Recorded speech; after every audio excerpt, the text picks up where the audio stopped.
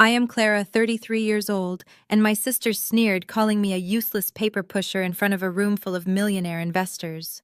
I was standing there soaked in the red wine she had just purposefully dumped down my dress, while my parents shoved a crumpled bill into my chest and ordered me out of sight. They thought they had finally put the family failure in her place. Then her fiance, a brilliant tech founder, stepped forward and asked exactly what I did for a living. I looked at him and said just one word. The blood drained from my sister's face. The entire room went dead silent. He finally realized who I was, and my family realized they had just crossed the one person who owned them all. Before I continue this story, let me know where you are watching from in the comments below.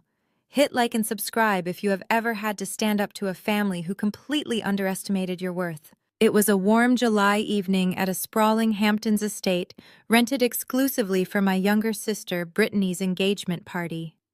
The rental alone cost $50,000 for the night, a bill my father put on his increasingly overburdened credit cards just to project an image of generational wealth. The air smelled of expensive sea salt, roasted seafood, and arrogance. I was standing near the edge of the stone patio, trying to stay completely out of the way. Brittany marched over to me, holding a full crystal glass of vintage Merlot. She was 29, and she wore a custom designer gown that cost more than most people earn in a year. Without breaking her stride, she bumped her shoulder hard against mine. She tilted her wrist just enough to ensure the dark red liquid splashed directly across my chest, soaking the light fabric of my dress instantly. I gasped as the cold wine seeped through to my skin. Instinctively, I reached for a white cocktail napkin. Brittany did not offer an apology. She did not even pretend it was an accident. Instead, she turned to the circle of elite venture capitalists and wealthy socialites standing around us and let out a sharp, theatrical laugh. "Do not mind my older sister," she announced, her voice carrying over the string quartet playing in the background.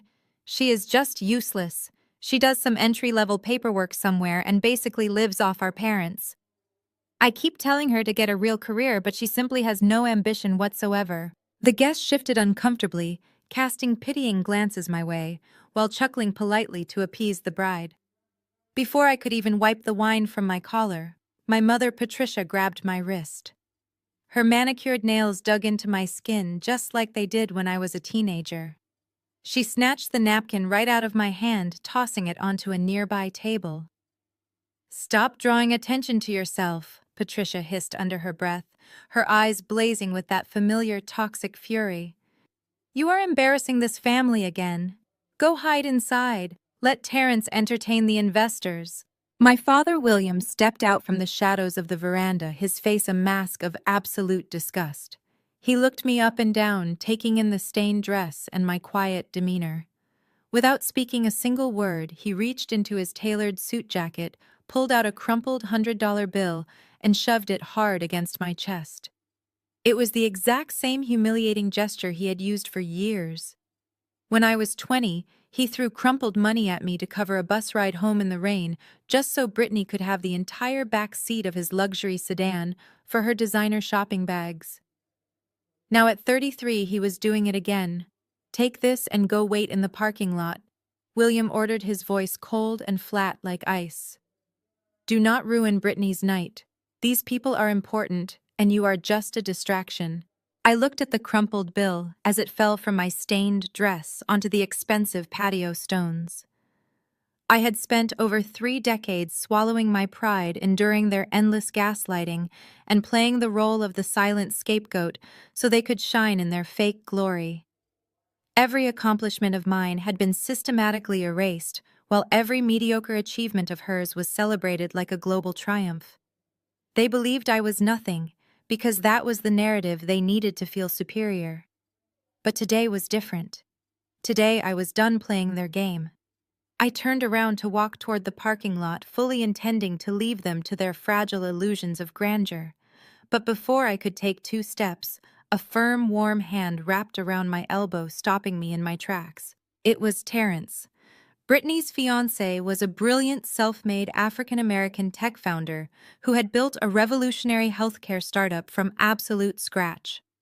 Unlike my family, who relied on massive debt and fake appearances, Terrence had genuine substance and a fierce work ethic. He was currently in the middle of a desperate high-stakes hunt for Series B funding to save his company from going under. He was impeccably dressed in a sharp suit, but the look on his face right now was pure, unfiltered disgust. He was not looking at me. He was glaring directly at the people who were supposed to be my loving family. Terrence pulled me gently back toward the light of the patio, shielding me slightly with his broad shoulders. "Brittany says you do paperwork," Terrence said, his deep voice slicing through the tense silence of the crowd. He looked at the wine dripping down my dress, then up to my eyes, treating me with a level of basic human respect my parents had never shown me. He ignored the murmurs of the wealthy guests surrounding us and focused entirely on the truth unfolding before him. "Where exactly do you work, Clara?" I looked Terrence dead in the eye, completely ignoring the dark red wine currently dripping from my collar down to the silk of my dress. I kept my voice perfectly level and delivered a single word: Aegis. The word hung heavily in the humid ocean air. Terrence froze instantly. The expensive crystal champagne flute in his right hand visibly trembled, sending a small wave of amber liquid sloshing over the rim to hit the patio stones below. The blood completely drained from his handsome face. His posture, previously relaxed and confident, went rigidly stiff. As a brilliant tech founder, Terrence possessed a razor-sharp mind, and I could practically see the gears turning in his head as he connected the impossible dots. For the past 6 months, he had been desperately hunting for Series B funding to save his revolutionary software startup. He had been begging Aegis Capital for a $50 million lifeline to keep his engineers employed, his servers running, and his groundbreaking algorithms out of the hands of hostile corporate raiders. He had endured grueling meetings with my proxies, my financial analysts, and my vice presidents. He knew that the ultimate decision-maker at Aegis Capital was a notoriously elusive founder, known in elite financial circles only by a set of initials. C.W. Clara Wilson. I watched the realization hit him with the force of a physical blow. The woman his fiancé was currently treating like garbage, the woman his future-in-laws had just shoved a crumpled $100 bill at, was the very person holding the absolute key to his entire empire. Before Terrence could even formulate a sentence, Brittany let out a shrill, hysterical laugh that shattered the thick tension. She grabbed Terrence by the arm, attempting to pull him away from me with unnecessary force. "Do not listen to a single word she says," Terrence, Brittany announced, her voice pitched loud enough for the surrounding millionaire investors to hear every syllable. "She is completely delusional." Brittany rolled her eyes dramatically, playing her role as the embarrassed but patient sister to absolute perfection. "She works at a cheap print shop in Queens Terrace. She makes copies and binds spiral notebooks for a living. She has these severe mental breaks where she invents these grand, elaborate fantasies because she simply cannot handle her actual pathetic life. It is honestly sad to watch, but you cannot engage with her when she gets like this." It was a masterclass in psychological manipulation. Her immediate leap to calling me delusional revealed the exact blueprint of my entire childhood. This was a lifetime of orchestrated gaslighting playing out in real time. For over 30 years, any time I achieved something significant, my family actively erased the reality of it. When I won a full academic scholarship to university, William and Patricia told the entire extended family that I had forged the acceptance letter for attention. When I bought my first commercial investment property at 25, Brittany convinced our relatives I was suffering from a manic episode and merely renting a rundown apartment. They had systematically weaponized the concept of mental illness to keep me confined to the neat little box they built for the family scapegoat. They needed me to be broken so they could feel whole. Patricia stepped forward, her face flushed with genuine rage at my refusal to simply vanish into the shadows. She realized the narrative was slipping and she needed me gone immediately. She snapped her fingers sharply in the air, signaling the estate private security team standing rigidly by the wrought iron garden gates. "Take her out of here right now," Patricia ordered the guards. She masked her viciousness behind a trembling voice, manufacturing fake maternal distress for the audience of wealthy socialites and high-profile politicians who had been invited purely to elevate my father's social standing. She is having another bad episode. Please gently escort my daughter to her car before she hurts herself or ruins this beautiful evening. We have tried everything to help her, but she refuses her medication. Two burly men in dark suits immediately moved across the patio toward me. Their hands reached out ready to physically grab my arms and drag me away from the glittering party. The guests murmured in hushed sympathetic tones, completely buying into Patricia's performance of the tragic burdened mother dealing with a psychotic child. I did not fight the guards. I did not raise my voice, and I absolutely did not cause the hysterical scene my mother desperately wanted me to provide as proof of her vicious lies. I maintained absolute chilling composure. I reached slowly into my small clutch purse. Terrence watched my every movement, his breathing noticeably shallow. I pulled out a heavy, matte black titanium business card. It bore no corporate logo, no flashy title, and no print shop address. It contained only a highly encrypted private secure phone number and the initials CW engraved in deep brushed silver. It was the exact card his proxies had described to him during his frantic pitch meetings. I stepped forward, slipping smoothly past Brittany's manicured hand, and pressed the cold metal card directly into Terrence's palm. His fingers closed around the heavy titanium. He looked down at it, feeling the unmistakable weight of the metal, and I saw the final trace of doubt vanish from his eyes. He knew exactly what he was holding. I leaned in close, ensuring only he could hear my voice over the string quartet and the judging whispers of the crowd. "Your cash burn rate leaves you with exactly 14 days of runway," I whispered, delivering a chilling ultimatum loaded with proprietary financial knowledge that only his potential lead investor could possibly possess. "Call that number by Monday morning, or watch your entire company die." I pulled back, giving him one last measured look. Brittany was staring at us, her mouth hanging slightly open in confusion, completely oblivious to the seismic shift in power that had just occurred right in front of her. I turned on my heel and walked out into the warm summer night. I kept my head high and my shoulders back, leaving the confused security guards trailing uselessly behind me, while the man who thought he was marrying into a perfect family stood frozen on the patio, holding the undeniable proof that his future bride was a pathological liar. Terrence stood frozen under the warm glow of the patio string lights. The matte black titanium card felt heavier than it should against his palm. His thumb traced the engraved silver initials, C.W. Clara Wilson. His brain, wired to process complex algorithms and market fluctuations in fractions of a second, struggled to compute the impossibility of what had just occurred. The woman they had just dismissed like a stray dog held the exact financial leverage he had been chasing for 6 grueling months. "Terrence!" Brittany's shrill voice sliced through his racing thoughts.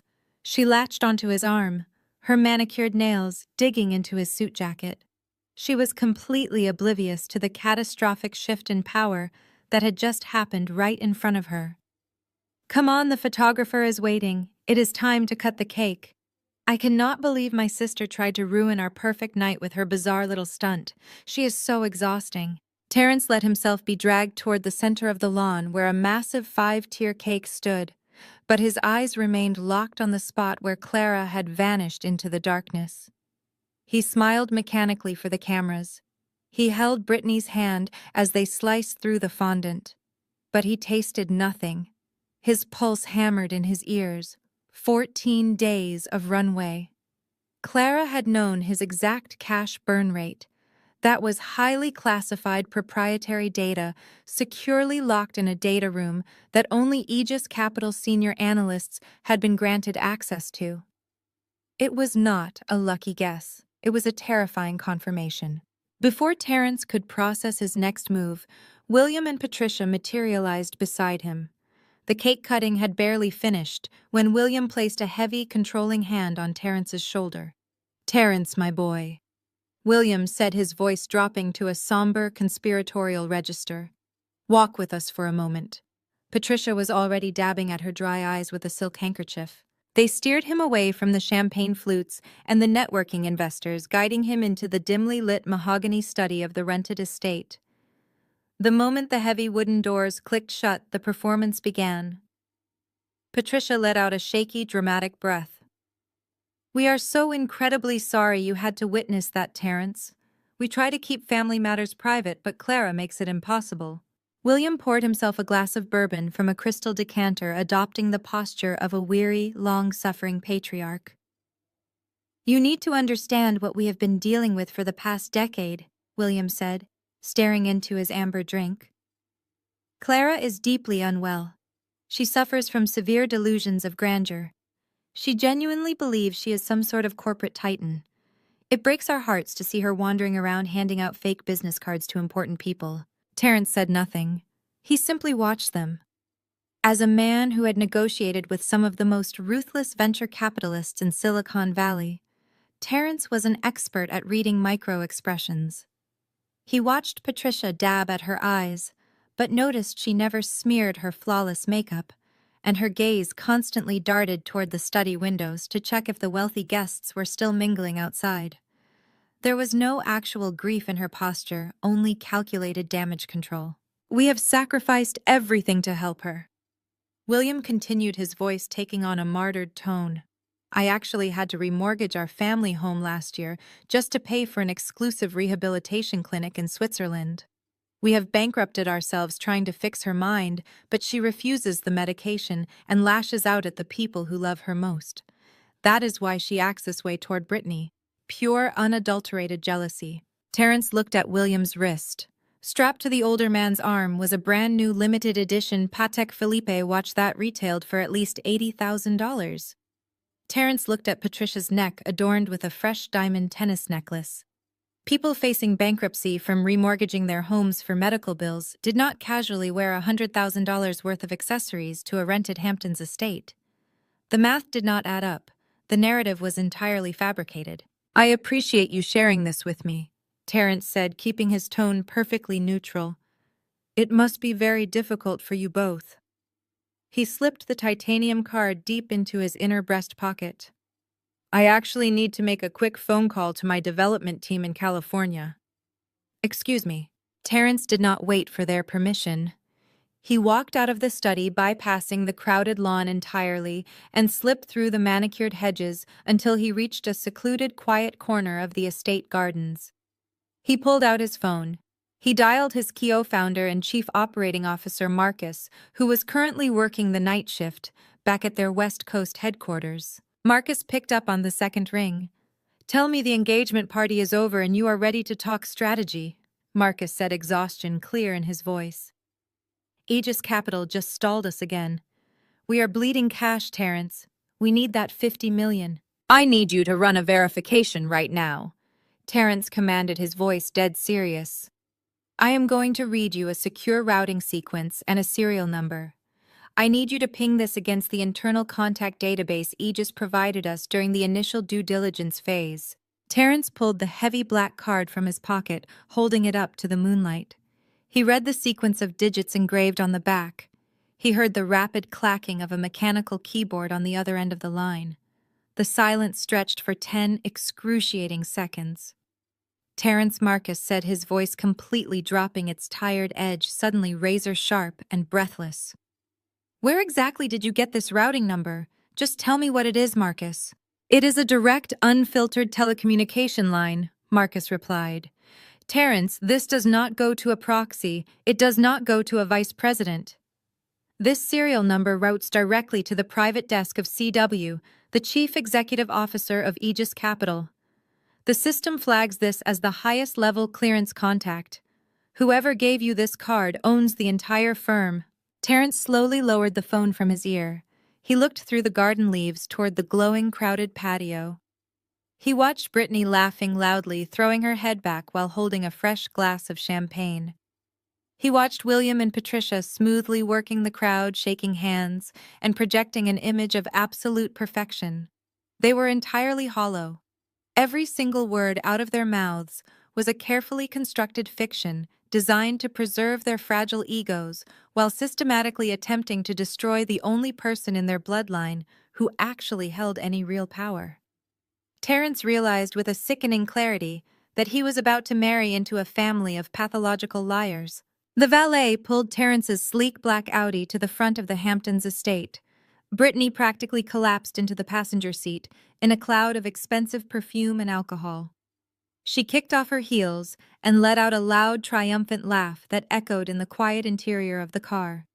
She spent the entire drive back to their hotel gloating about the perfection of her engagement party. She dissected every detail, praising her own taste in floral arrangements and boasting about how envious her friends looked. She talked endlessly about the prestige of the guest list, completely ignoring the fact that her fiancé had barely spoken a word since they left the patio. Terence kept his eyes fixed on the dark road ahead. His hands gripped the leather steering wheel with white-knuckled intensity. He nodded mechanically at Brittany's drunken rambling, but his mind was miles away, anchored to the heavy titanium card, burning a hole in his breast pocket. He was replaying the moment Clara had handed it to him, the absolute cold certainty in her eyes, the terrifying accuracy of her statement regarding his cash burn rate. Brittany abruptly shifted in her seat, bringing her face inches from his shoulder. She sneered, complaining about how Clara almost ruined the aesthetic of the evening with her cheap dress and pathetic, sulky demeanor. She bragged about how expertly their parents had handled the situation, tossing Clara out before she could embarrass the family further. Terence tightened his grip on the wheel. Every word out of Brittany's mouth felt like scraping sandpaper across exposed nerves. He was marrying a woman who found genuine joy in crushing her own sister. When they finally reached their luxury hotel suite, Brittany stumbled directly into the bedroom and passed out on top of the covers, still wearing thousands of dollars worth of jewelry. Terence remained in the living area. He did not bother turning on the lights. He sat heavily on the velvet sofa and pulled his iPad from his briefcase. The screen illuminated his face with a harsh clinical glow. He opened his company's financial dashboards. The numbers were a glaring, undeniable red. Server costs were skyrocketing. Payroll was looming. His user acquisition strategy, while brilliant, required massive capital to sustain its current explosive growth trajectory. If he did not secure Series B funding within the next 14 days, the company he had built from nothing would be completely insolvent. He would have to lay off 80 of the brightest engineers in the country. His competitors would swoop in, pick apart his proprietary algorithms for pennies on the dollar, and bury his life's work. He closed the iPad and pulled the matte black card from his jacket. He ran his thumb over the engraved letters. CW, the most ruthless, brilliant, and elusive private equity titan on the East Coast. And she was the woman his future wife had just publicly humiliated. The irony made him sick to his stomach. He was trapped between his loyalty to a woman he suddenly realized he did not know at all, and the survival of the company that represented his entire legacy. Terence pulled out his phone.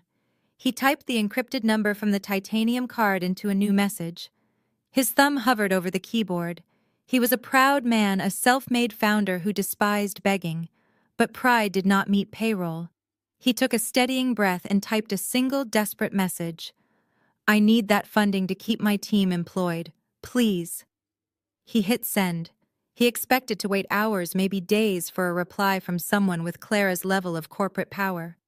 He set the phone on the glass coffee table and put his head in his hands, mentally preparing for the grueling process of groveling to the woman his family had abused. The phone vibrated instantly. The response was immediate, chilling, and ruthlessly precise. Aegis Capital Boardroom, 8 a.m., Monday. Bring your financials, and bring your fiancé. Terence stared at the glowing screen. The demand to bring Brittany was not a request. It was a calculated, deliberate directive. Clara was not hiding from her abusers. She was actively setting a trap, orchestrating a controlled collision between her absolute corporate supremacy and her family's toxic delusions. She wanted Brittany in that room. Terence felt a cold sweat break out on the back of his neck. He realized he was no longer just a startup founder seeking capital. He was a pawn in a 30-year war, and Clara was moving him exactly where she wanted him on the board. He had no choice but to comply. He stood up to get a glass of water from the minibar, leaving his phone unlocked on the coffee table. Inside the bedroom, Brittany groaned and rolled over. The glare from the streetlights outside pierced her alcohol-induced haze. Her mouth was dry, and she stumbled out of bed to find some water. She padded barefoot into the dark living area, her eyes adjusting to the shadows. As she reached for a bottle of sparkling water, the screen of Terrence's phone lit up on the coffee table. It was a follow-up calendar invitation from an unknown number. Brittany frowned. She walked over and picked up the device, her eyes narrowing as she read the open text thread. She saw Terrence's message begging for funding. Then she saw the reply. Aegis Capital Boardroom, 8 a.m. Monday. Bring your financials. And bring your fiance. Brittany's alcohol-soaked brain struggled to process the information. She did not recognize the name Aegis Capital, but she recognized the tone. She immediately scrolled up to see the contact information. There was no name saved, just a string of numbers. She remembered the bizarre interaction on the patio earlier that evening. Clara had handed Terrence a card. Clara had whispered something to him. A toxic wave of narcissistic rage washed over Brittany. Her mind immediately warped the scenario to fit her own twisted reality. Clara was not a CEO. Clara was a pathetic, jealous loser who was now actively stalking her fiancé. Brittany decided right then and there that Clara had somehow found out about Terrence's business struggles and was setting up a fake meeting to humiliate him, or worse, to try and steal him away. Brittany's grip on the phone tightened until her knuckles turned white. How dare that useless paper pusher try to insert herself into my perfect life? Brittany thought, her vanity blinding her to any logical explanation. She assumed Clara was using some rented office space to play pretend desperate for attention from a successful man.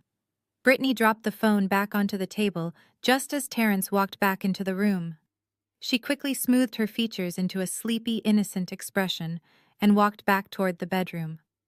But behind her fake smile, a vicious plan was forming. She would go to this pathetic little meeting on Monday morning.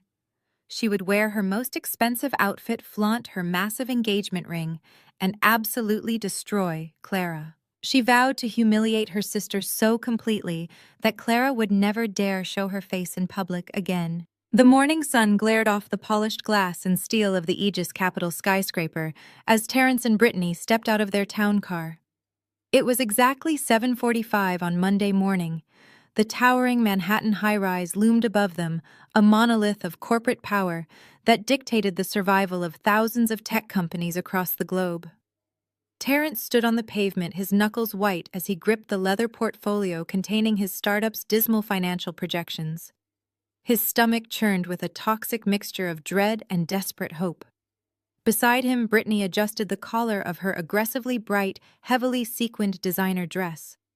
She had spent 3 hours getting ready, treating this critical business negotiation not as a lifeline for her future husband, but as a battlefield where she intended to utterly annihilate her older sister. "Look at this ridiculous place," Brittany scoffed, adjusting her oversized sunglasses as she stared up at the imposing building. She let out a sharp, condescending laugh that grated against Terrence's frayed nerves. Clara really went all out for this little stunt. I bet she cleans the executive toilets here, or maybe she sorts envelopes in the basement mailroom. Do not worry, baby. I'm going to put her right back in her place so we can get your funding from the actual adults in charge. Terrence did not reply. He felt physically ill. He had not slept a single minute over the weekend. His mind had been endlessly looping the horrifying realization that the woman his family treated like a worthless burden held his entire legacy in the palm of her hand. He simply guided Brittany through the heavy revolving doors into the cavernous, immaculate marble lobby of the financial empire. Brittany marched straight toward the massive obsidian reception desk, her heels clicking aggressively against the polished stone floor. She slammed her designer handbag down, demanding the immediate attention of the 3 impeccably dressed receptionists. "We are here to see Clara Wilson." Brittany announced, her voice dripping with venomous superiority. I know she probably just works in the mailroom or makes the coffee, but she told my fiance to be here. Tell her to come out right now. We do not have all day to play her pathetic little games. The lead receptionist, a stern woman with a subtle earpiece, typed the name into her sleek terminal. Her eyes widened fractionally. She immediately stood up, her entire demeanor shifting from polite customer service to absolute rigid deference. Right away, ma'am. Mr. Hayes, you are expected. Please follow me. Instead of pointing them toward a generic waiting area or a dingy service elevator, the receptionist stepped out from behind the desk and led them toward a private glass-enclosed elevator bank, guarded by two men in dark suits. A thick velvet rope was quickly unclipped. Brittany practically strutted onto the elevator, entirely misreading the gravity of the situation. She glanced at Terrence, beaming with arrogant pride. See, they recognize you. They know who the real VIPs are. Clara probably begged her boss to let her use a nice conference room for 5 minutes. Terrence remained strictly silent, watching the digital floor indicator tick upward at a dizzying speed. They bypassed the lower administrative floors entirely. They shot past the middle management levels. The elevator did not slow down until it reached the very top. Floor 80, the penthouse. When the polished silver doors slid open, Brittany's smug smile finally began to falter. The penthouse was a breathtaking display of raw, unfiltered wealth and corporate dominance. Floor-to-ceiling windows offered a panoramic, unobstructed view of the entire Manhattan skyline. The floors were a rare, dark, imported hardwood, and the walls were adorned with original museum-quality modern art. The air up here was hushed, humming with the quiet, lethal intensity of high-stakes global finance. Several assistants in sharp charcoal suits moved with urgent purpose, speaking softly into wireless headsets. "This way, please," a senior executive assistant murmured, guiding them down a wide corridor toward a set of massive, custom mahogany double doors. Brittany's steps noticeably slowed. Her eyes darted around the opulent space, her shallow confidence fracturing, as the undeniable reality of the environment clashed violently with the narrative she had clung to her entire life. This could not be right. This was not a cheap print shop. This was not a mailroom. The assistant pushed open the heavy mahogany doors, revealing a colossal high-tech boardroom. A massive glass table stretched down the center of the room, embedded with sleek, glowing digital interfaces. At the far end of the long table, bathed in the bright morning sunlight streaming through the windows, sat Clara. She was no longer the silent, wine-stained scapegoat from the Hamptons patio. Clara wore a perfectly tailored, razor-sharp designer suit that projected absolute authority. Her posture was flawless. Her hands rested calmly on the glass surface. She was flanked on her right by 3 top-tier corporate attorneys, and on her left by a formidable row of senior financial analysts holding thick, detailed dossiers. She radiated a cold, undeniable command of the room. This single striking visual instantly and permanently obliterated the useless, pathetic narrative William and Patricia had violently pushed for 33 years. Clara was not playing a game. She owned the board. Brittany's brain completely short-circuited. The cognitive dissonance was too massive for her fragile, narcissistic ego to process. She stared at her older sister, surrounded by a legion of subservient executives, and her mind simply refused to accept the truth. Her face twisted into a mask of pure, unhinged denial. "This is a joke!" Brittany shrieked, her loud voice shattering the professional silence of the boardroom. She marched forward and slammed her manicured hands violently against the mahogany table. "What is this? Did you break in here? Did you pay these actors to sit with you? This is pathetic, Clara. You are a psychotic, delusional liar, and I am calling the police right now to have you arrested for trespassing." Clara did not flinch. She did not blink. Her expression remained completely devoid of emotion. She looked at Brittany the way a predator evaluates insignificant prey. Without breaking eye contact, Clara raised her right hand and made a subtle, sharp 2-finger gesture. From the shadows of the room, a hulking, broad-shouldered man stepped forward. It was the head of Aegis Capital's private security. He moved with terrifying speed and precision. Before Brittany could reach for her phone, the guard clamped a heavy, inescapable hand on her shoulder. He forced her down into a leather chair with a firm, bone-jarring thrust that knocked the breath completely out of her lungs. Brittany gasped, pinned to the seat, her eyes wide with sudden, genuine terror, as the massive guard remained standing directly behind her. Terrence swallowed hard, his throat dry as dust, and slowly took the seat next to his stunned fiancé. Clara opened the pristine folder resting in front of her. She picked up a solid gold pen. The silence in the room was absolute, heavy, and lethal. Now that everyone is seated, Clara said, her voice dropping the temperature in the room by 10 degrees. We can begin the real meeting. Let us discuss exactly how much your company is worth, Terrence. Clara tapped a single key on the digital interface embedded in the mahogany table. The massive frosted glass wall behind her instantly shifted, turning into a high-resolution monitor displaying a highly detailed, brutally accurate dashboard of Terrence's startup. Graphs, burn rate projections, and user acquisition metrics painted the room in a harsh blue light. Brittany opened her mouth to scream another insult, fighting against the heavy presence of the security guard standing inches behind her chair. Clara did not even glance in her sister's direction. She looked right through her, rendering Brittany completely invisible in a room where she was used to being the absolute center of gravity. Your user acquisition cost is completely unsustainable, Clara stated, her voice projecting absolute authority. She brought up a laser pointer, highlighting a plunging red line on the massive screen. You are spending $80 to acquire a user whose lifetime value currently tops out at $65.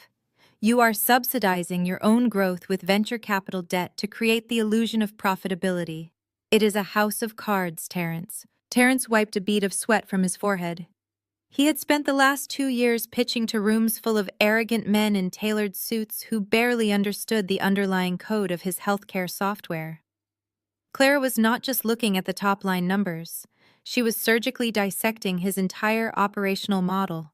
She saw every flaw, every hidden liability, and every desperate patch job his engineering team had applied over the last 3 months. He leaned forward entirely, forgetting about the furious woman sitting next to him. You are not accounting for our Phase 2 rollout, Terrence argued, his voice lacking its usual supreme confidence. Once our predictive diagnostic tool goes live in the 4th quarter, user retention will skyrocket, balancing the acquisition cost. Clara tapped another key. A new spreadsheet snapped onto the screen detailing his specific software development timeline. Your Phase 2 rollout is delayed by at least 16 weeks, she countered effortlessly. Your lead developer resigned last month, and your server architecture cannot handle the data load required for predictive diagnostics without a complete overhaul. That overhaul will cost you $7 million you do not have. Your cash burn rate is currently at $2.5 million a month. As I told you on the patio, you have exactly 14 days before you miss payroll. Terrence felt the blood rush to his ears. She was absolutely right. It was a terrifying, awe-inspiring display of intellectual dominance. He was sweating through his custom-tailored shirt, yet he felt a profound wave of respect wash over him. This was the legendary CW. She was not just a financier. She was a visionary who understood his technology better than his own board of directors. There is also a massive structural inefficiency in how you are structuring your offshore tax liabilities regarding European data compliance. Clara continued, her eyes locking onto his. You are bleeding capital through redundant licensing fees in Germany and France. It is a rookie mistake. I untangled this exact regulatory loophole in 2016 for a global logistics firm. You need to route your compliance architecture through a centralized server farm in Ireland. Terrence's mind raced. 2016. That was the exact year William and Patricia claimed Clara had suffered a total psychological breakdown and dropped out of college. They had told the entire extended family that Clara spent that year confined to a psychiatric facility in upstate New York, incapable of basic human functioning. Yet here she was, casually detailing how she had mastered international corporate tax law during that exact same time frame. Terrence felt sick as the sheer magnitude of her family's malicious, calculated lies settled heavily in his stomach. They had tried to erase a genius to protect a mediocre golden child. "I can fix your server architecture," Clara said, leaning back in her chair. "I can navigate your European compliance issues, and I can provide the capital to bridge the gap until your Phase 2 rollout actually goes live. I am prepared to offer you the $50 million your company needs to survive the quarter." Terrence let out a shaky breath. He felt the crushing weight of impending bankruptcy begin to lift from his shoulders, but he knew Aegis Capital did not run a charity. "What are the terms?" he asked, bracing himself. Clara did not hesitate. The terms were as brutal as they were fair. "I want 40% of your voting shares. I want 2 seats on your board of directors, one of which I will occupy personally. And I want an aggressive vesting schedule for your executive team to ensure no one jumps ship until the product goes public. You retain operational control of the engineering division, but I hold the absolute veto on all major financial expenditures." It was a staggering demand. She was asking for near total control of his empire. But looking at the numbers projected on the wall, Terrence knew it was the only path forward. If he walked out of this room, his life's work would be dead in 2 weeks. If he signed, he would be partnering with the most brilliant, ruthless mind he had ever encountered. He opened his mouth to accept the terms. Before he could speak a single word, a loud, sharp slap echoed through the boardroom. Brittany had slammed both of her hands violently against the mahogany table. She had sat in agonizing silence for 20 minutes, watching her fiance look at her older sister with a level of pure, unadulterated respect and awe he had never once directed toward her. She felt entirely invisible. She felt utterly irrelevant. The narrative that had fed her massive ego for 3 decades was being systematically dismantled right in front of her, and she could not physically tolerate being ignored for 1 second longer. Brittany reached into her designer purse, her hands shaking with toxic, unfiltered rage. She pulled out a thick, folded legal document bearing a heavy state seal and a notarized stamp. She threw it across the slick glass surface of the boardroom table, sending it sliding directly toward Terrence. "You cannot sign a contract with her!" Terrence, Brittany screamed, her voice cracking with desperate, malicious triumph. "She is not legally competent." The heavy parchment slid across the slick glass of the boardroom table, coming to a halt directly over the projected financial charts of Terrence's software company. Terrence stared down at the document. It was bound in thick blue legal backing stamped with a raised state notary seal, and bore the letterhead of a highly exclusive, notoriously expensive private psychiatric facility in upstate New York. At the bottom of the page, scrawled in thick black ink, was the signature of a Dr. Arthur Thorne. Terrence's eyes scanned the densely typed paragraphs. It was a comprehensive psychological evaluation. The clinical language was devastatingly precise, outlining a diagnosis of severe paranoid schizophrenia, chronic delusions of grandeur, and a complete detachment from reality. According to the document, Clara Wilson was entirely unfit to manage her own basic personal affairs, let alone engage in legally binding corporate contracts. Brittany leaned as far forward as the massive security guard standing behind her chair would allow. A twisted, euphoric smile stretched across her face. She looked like a predator who had just delivered a fatal strike. She completely ignored the fact that Terrence was physically shaking beside her. "Did you really think you could play dress-up forever, Clara?" Brittany sneered, her shrill voice echoing sharply against the mahogany walls of the penthouse boardroom.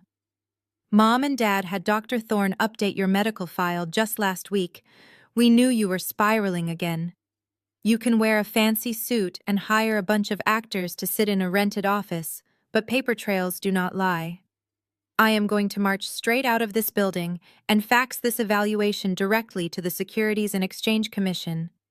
The SEC will shut down this entire firm by noon when they realize the CEO of Aegis Capital is a certified, legally incompetent lunatic." Terrence sat paralyzed. The blood pounded in his temples. He was not looking at the document anymore. He was staring at the woman he had asked to marry him. The woman who wore his engagement ring was currently weaponizing a fraudulent psychiatric hold to utterly annihilate her own sister. But the horror went much deeper than that. Brittany knew perfectly well that Aegis Capital was the only entity on Earth willing to inject the $50 million required to keep Terrence's company alive. She knew his engineers were facing layoffs. She knew his life's work was on the brink of total collapse. Yet she was gleefully threatening to report Aegis to the federal government, actively attempting to destroy the firm that was about to save him. She was entirely willing to burn his entire empire to the ground just so she could win a petty, vindictive argument with her older sibling. Terrence felt the last remaining thread of his love for Brittany snap and disintegrate. He realized with absolute terrifying clarity that she did not care about him. She only cared about her own fragile supremacy. Clara did not flinch. She did not raise her voice to defend herself. She simply reached out with a manicured hand and picked up the evaluation. She held the thick paper up to the sunlight streaming through the floor-to-ceiling windows, her face an unreadable mask of cold, mechanical precision. She studied the signature at the bottom of the page with the detached curiosity of a scientist examining a dead insect. Dr. Arthur Thorne. Clara murmured, her voice carrying a chilling, deceptive softness. How entirely predictable. Clara dropped the document back onto the glass table. She looked directly at Brittany, her gaze completely devoid of fear.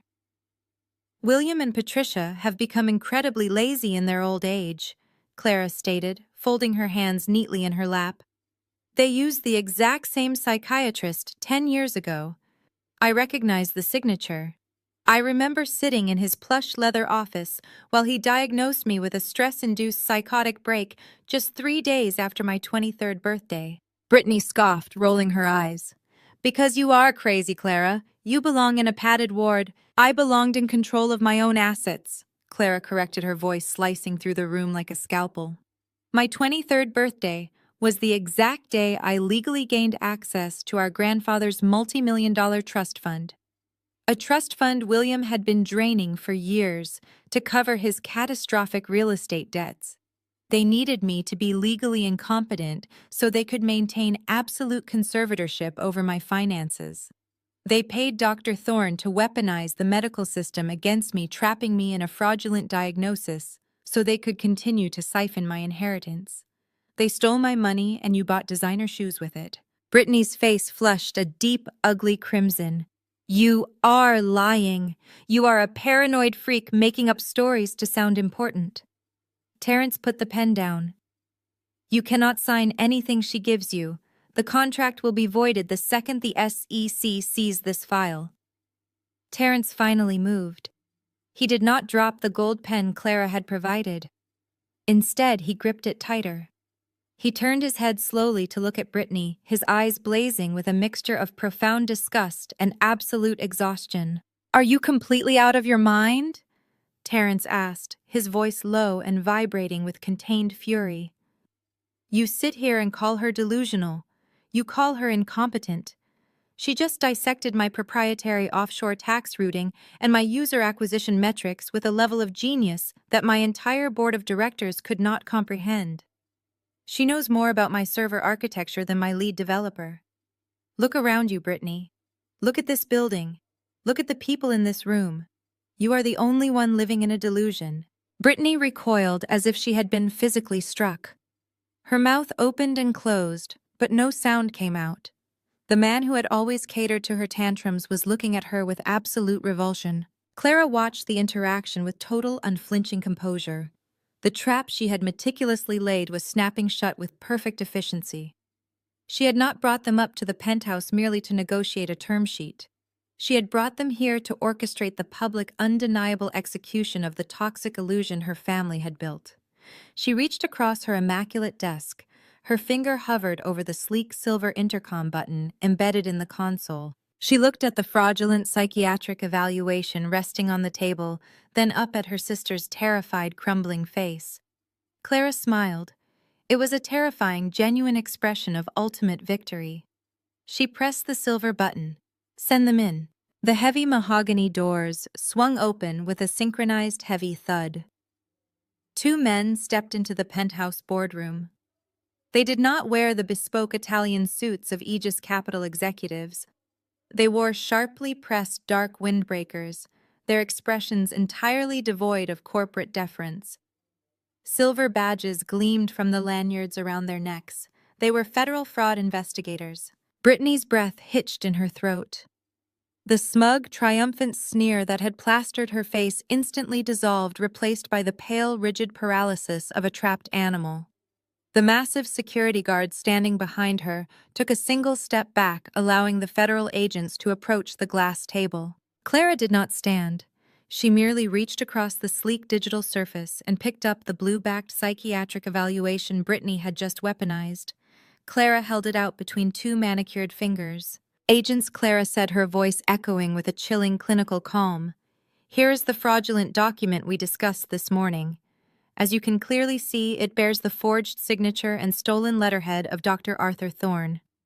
This document was originally obtained through financial coercion by William and Patricia Wilson to illegally establish a medical conservatorship. It is now being willfully distributed across state lines by Brittany Wilson in a documented attempt to commit corporate extortion and sabotage." The lead agent stepped forward. He pulled a clear evidence bag from his jacket pocket and seamlessly slid the heavy parchment inside. "We will add this to the active federal docket regarding the Wilson Family Trust, Ms. Wilson. We will also require the security footage of this meeting to confirm the attempt at extortion. I have already authorized my security director to forward the raw, unedited files to your field office," Clara replied smoothly. "Thank you, agents." The two men nodded, casting one brief assessing glance at the trembling, hyperventilating woman seated at the table before turning on their heels and marching out of the boardroom. The heavy doors clicked shut, sealing the room in a suffocating, terrifying vacuum of silence. Brittany was visibly shaking. Her chest heaved against her sequined dress. The reality of federal criminal charges was crashing down on her carefully curated, heavily filtered existence. She opened her mouth to speak, to beg, to spin another lie, but Clara did not give her a single millisecond of oxygen. "Now that the criminal matters are currently processing through the federal justice system," Clara announced, turning her attention back to the glowing interface embedded in the table, "let us return to the clinical dissection of finances." Clara tapped a rapid sequence of commands into the glass keyboard. Behind her, the massive wall monitor flashed. Terrence's dismal startup projections instantly vanished. In their place, a brand new set of data materialized. The screen was bathed in a catastrophic, glaring sea of red ink. Tumbling graphs, aggressive negative trend lines, and severe outstanding liability charts illuminated the boardroom. At the top of the monitor, in bold white letters, read the header, "BW Public Relations and Event Management." Terrence blinked, his shock overriding his own exhaustion. He looked up at the screen, then down at his fiancée. "You have spent the last decade projecting an illusion of absolute perfection," Brittany Clara stated, rising from her chair and pacing slowly in front of the towering display of financial ruin. "You sold the world on the narrative of the brilliant, untouchable PR maven, the ultimate Hampton socialite. You built an entire brand on tearing me down to elevate yourself. But numbers do not suffer from narcissism. Numbers tell the objective truth." Clara picked up her laser pointer. A bright green dot danced across a plummeting graph. "Your firm has not generated a single dollar of actual profit in 36 months, Clara declared mercilessly. "You lost your 3 biggest corporate retainers over a year ago due to gross negligence and missed deadlines. You are currently carrying $4 million in toxic, entirely unserviceable commercial debt. Your vendors are actively preparing breach of contract lawsuits. You are functionally bankrupt." Brittany gripped the edges of the leather chair. Her knuckles were bone white. "Stop it!" she hissed, her voice a fragile, broken whisper. "Shut it off!" "Terrence, make her stop." Terrence did not move a muscle. He sat perfectly still, his eyes locked onto the towering wall of data, watching the facade of the woman he was supposed to marry disintegrate into ash. Clara ignored the plea entirely. 3 days ago, Clara continued, her voice echoing with absolute supremacy. "Aegis Capital utilized a subsidiary holding company to purchase your entire debt portfolio from your panicked commercial lenders. We bought your misery for pennies on the dollar. You do not owe the banks anymore, Brittany. I am your sole exclusive creditor. I own your debt. Therefore, I own you." Clara tapped the screen once more. The massive display zoomed in on one highly specific, deeply damning transaction log. A bright yellow box highlighted a singular wire transfer. "But what truly fascinates me from a purely psychological standpoint," Clara said, leaning forward and resting her hands flat on the glass table, "is this specific withdrawal from your corporate operating account? $500,000 transferred 30 days ago." Terrence's head snapped toward Brittany. His stomach twisted into a violent knot as the dates aligned in his mind. "You deliberately embezzled $500,000 of critically needed operating capital from your own dying insolvent company," Clara stated, staring directly into her sister's terrified eyes.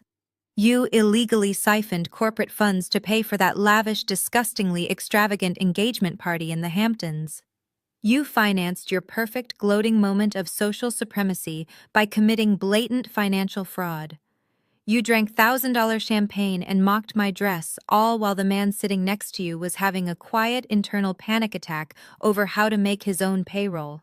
Terrence felt the air leave the room. Every arrogant boast Brittany had made on the drive home from the party, every cruel insult she had hurled at Clara, every complaint about how stressful it was to plan the perfect aesthetic, it was all funded by stolen money. She was a hollow, toxic fraud. Brittany could not breathe. The walls of the Aegis Capital penthouse felt like they were actively crushing her. The absolute totality of her defeat was suffocating. Clara stood up to her full height, projecting an aura of lethal corporate dominance. She looked at her sister and delivered the final crushing blow. "Here is your ultimatum," Clara said, her voice dropping to a dangerous icy register. "You have exactly 48 hours to pay the $4 million in full. If the wire transfer does not clear the Aegis Capital holding accounts by 8 o'clock on Wednesday morning, I will aggressively liquidate your firm. I will dissolve your brand. I will involve the authorities regarding your embezzlement.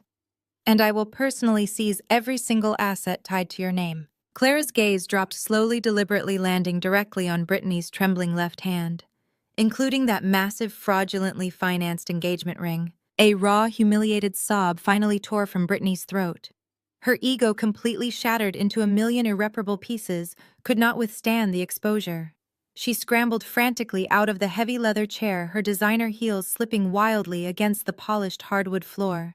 She did not look at Terrence. She did not look at Clara. She turned and sprinted blindly out of the boardroom in a chaotic blur of hysterical tears and utterly ruined pride. The heavy mahogany doors slammed shut behind her, with a definitive echoing finality. Terrence did not call after her. He did not stand up to follow her.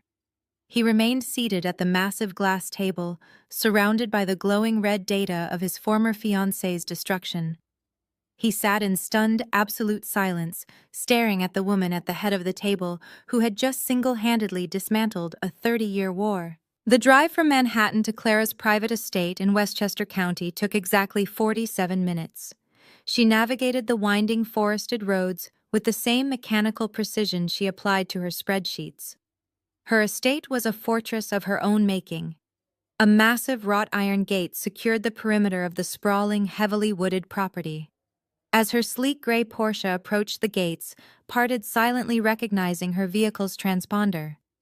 She drove up the quarter-mile cobblestone driveway, the dense canopy of ancient oak trees blocking out the fading evening light. As her headlights swept across the circular courtyard in front of her modern glass and stone house, they illuminated a dark SUV parked aggressively across the entryway. Clara slowed the Porsche to a halt. Two figures stepped out of the shadows, their faces twisted with familiar toxic rage.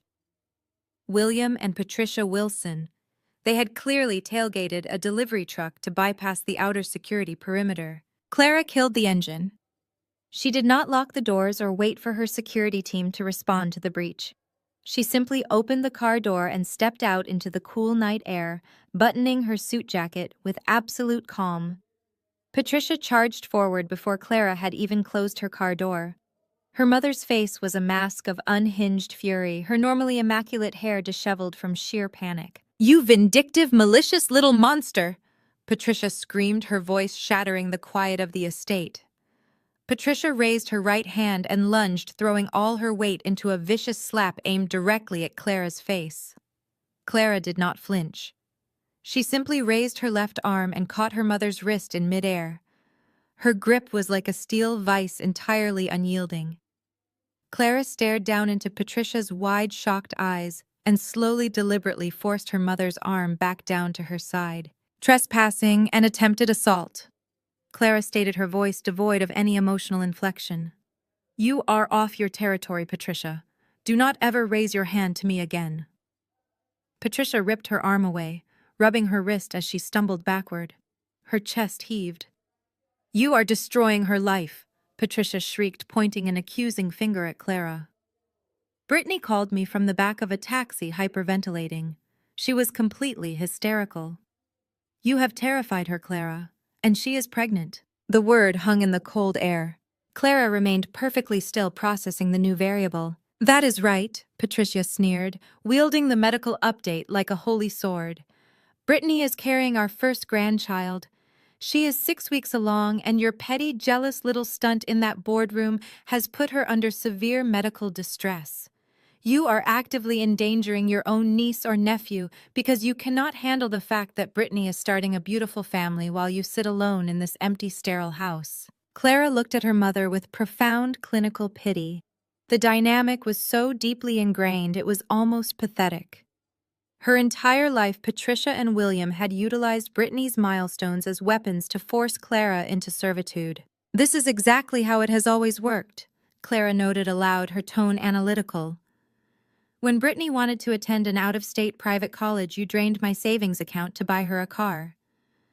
When she demanded a luxury wedding venue for her first failed engagement, you ordered me to delay launching my first business to cover her catering deposit. Every time she achieves a basic human milestone, it becomes a mandate for my submission. You expect me to finance her existence because she managed to get pregnant. She is carrying the family legacy. Patricia screamed, her face red. She is giving us a grandchild. You owe her this. You are going to wipe out that $4 million debt immediately. You are going to sign the funding over to Terrence without any of your ridiculous equity demands. You will fix this, Clara, or I swear to God, I will make sure the entire world knows exactly how deranged and jealous you truly are. A baby will not liquidate a $4 million commercial liability, Clara replied coldly. My capital is not a maternity gift. From the shadows of the dark SUV, William stepped forward. He did not yell. He moved with the heavy, arrogant certainty of a patriarch who was entirely used to bending the world to his will. Beside him stood a pale, nervous man clutching a battered leather briefcase. It was clearly a cheap, hired attorney, likely the only one William could afford on short notice. William marched directly to Clara's Porsche. He snatched a thick manila folder from the lawyer's hands and slammed it violently onto the pristine hood of the sports car. You have played your little corporate games long enough, Clara. William barked, his voice vibrating with absolute authority. You think you can humiliate this family? You think you can steal from your own sister and hold her hostage with some fabricated debt? I will not allow it. I am putting an end to this right now. William tapped his index finger aggressively against the manila folder. This is a comprehensive non-disclosure agreement and a total debt forgiveness contract, William dictated. It legally dissolves Aegis Capital's claim on Brittany's public relations firm. It also includes a guaranteed zero equity capital injection for Terrence's company. You are going to sign it right now. Clara looked down at the documents resting on her car, then back up at the man who had spent 3 decades trying to erase her intellect. And why exactly would I sign a financial suicide pact to save a business that is already dead? William leaned forward, closing the distance until he was mere inches from Clara's face. His eyes were wide, manic, and entirely serious. Because if you do not sign it right this second, William snarled, I will destroy your firm tomorrow morning. Clara looked down at the cheap, poorly drafted document resting on the immaculate hood of her Porsche.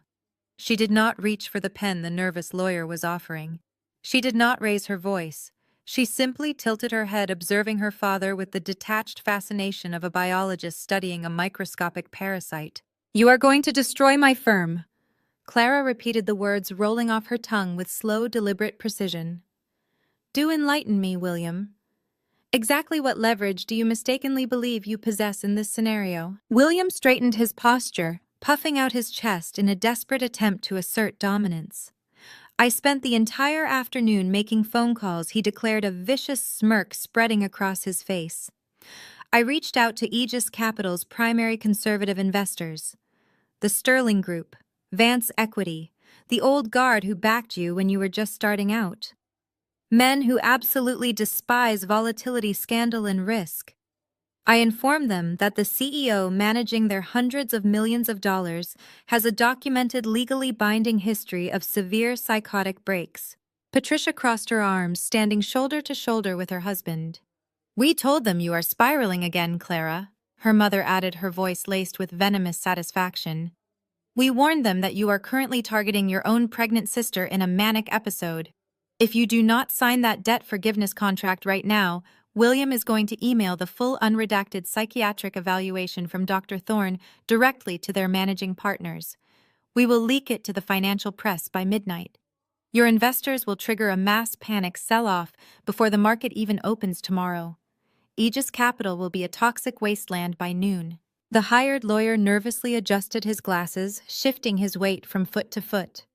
Sign the non-disclosure agreement, Ms. Wilson. It is the most pragmatic solution for everyone involved. A heavy silence descended upon the driveway. The only sound was the rustling of the wind through the massive oak trees overhead. Then Clara began to laugh. It was not a nervous laugh. It was not a defensive chuckle. It was a rich, genuine, terrifying sound that echoed against the stone walls of her estate. It was the laugh of an absolute predator watching its prey enthusiastically walk directly into a slaughterhouse. William's smirk vanished. The blood slowly drained from his face as Clara's laughter pierced the cold night air. Patricia took a hesitant step backward, her maternal instincts suddenly warning her of extreme imminent danger. You called the Sterling Group, Clara managed to say, wiping a single tear of mirth from the corner of her eye. You called my conservative investors. Oh, William, your arrogance is only eclipsed by your sheer breathtaking incompetence. Clara turned her back on them entirely. She walked to the rear of her Porsche and pressed a button on her key fob. The trunk popped open with a soft mechanical click. She reached inside and pulled out a massive black leather-bound binder. It was at least 4 inches thick, heavily tabbed, and practically groaning under its own weight. She walked back to the front of the car. Without a word of warning, Clara raised the heavy binder and dropped it directly onto the cobblestone driveway at William's feet. The brutal thud echoed through the trees like a gunshot. The lawyer physically jumped. Go ahead, Clara instructed, her voice dropping all traces of amusement, replacing it with an icy, lethal command. Pick it up, William. Open it. Read exactly what you are threatening to expose. William stared at the black binder as if it were a live explosive. He did not move. Since your eyesight is failing in your old age, I will summarize it for you, Clara stated, taking a slow step forward. That binder contains 3,000 pages of flawless, incontrovertible financial forensics. It contains bank routing numbers, wire transfer receipts, offshore shell company registrations, and deeply illegal corporate tax filings. It is the complete unredacted autopsy of what actually happened 10 years ago. Patricia looked frantically between Clara and William. What is she talking about, William? What is in that book? Clara kept her eyes locked on her father. 10 years ago, your precious manufacturing plant was weeks away from total insolvency, Clara explained, her voice cutting through the night like a scalpel. You were drowning in bad materials debt, facing massive layoffs, and staring down the barrel of personal bankruptcy.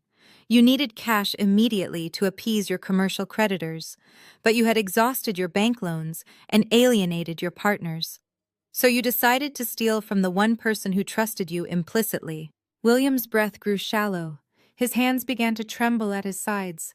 He opened his mouth, but no sound emerged. You forged my signature?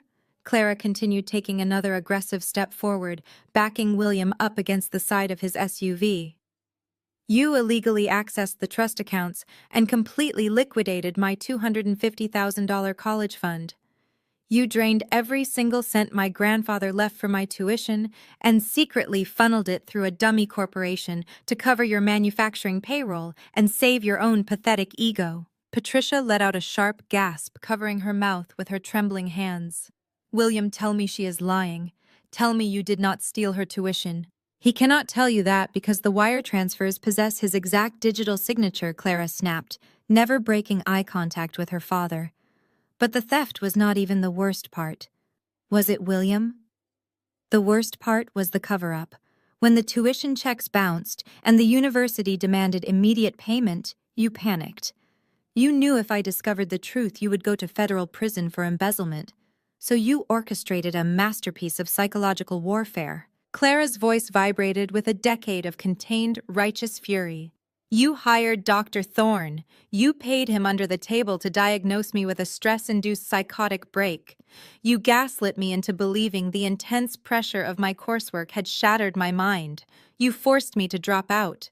You paraded me in front of the entire family, pointing at me and whispering about how tragic it was, that I was too weak, too unstable, too broken to handle the real world. You branded me a delusional dropout to hide the fact that you were a common thief. The hired lawyer was slowly backing away toward the gate, his eyes wide with horror as he realized he was currently standing in the middle of a massive federal crime scene. You stole my education, Clara stated, her voice dropping to a terrifying, deadly calm. You stole my reputation. You stole a decade of my life, letting everyone believe I was the tragic family failure while you played the benevolent, suffering patriarch. William was hyperventilating now. Sweat beaded on his forehead despite the biting cold air. He looked down at the binder, his entire reality crumbling into dust. You cannot prove any of this. William stammered, his voice weak and pathetic.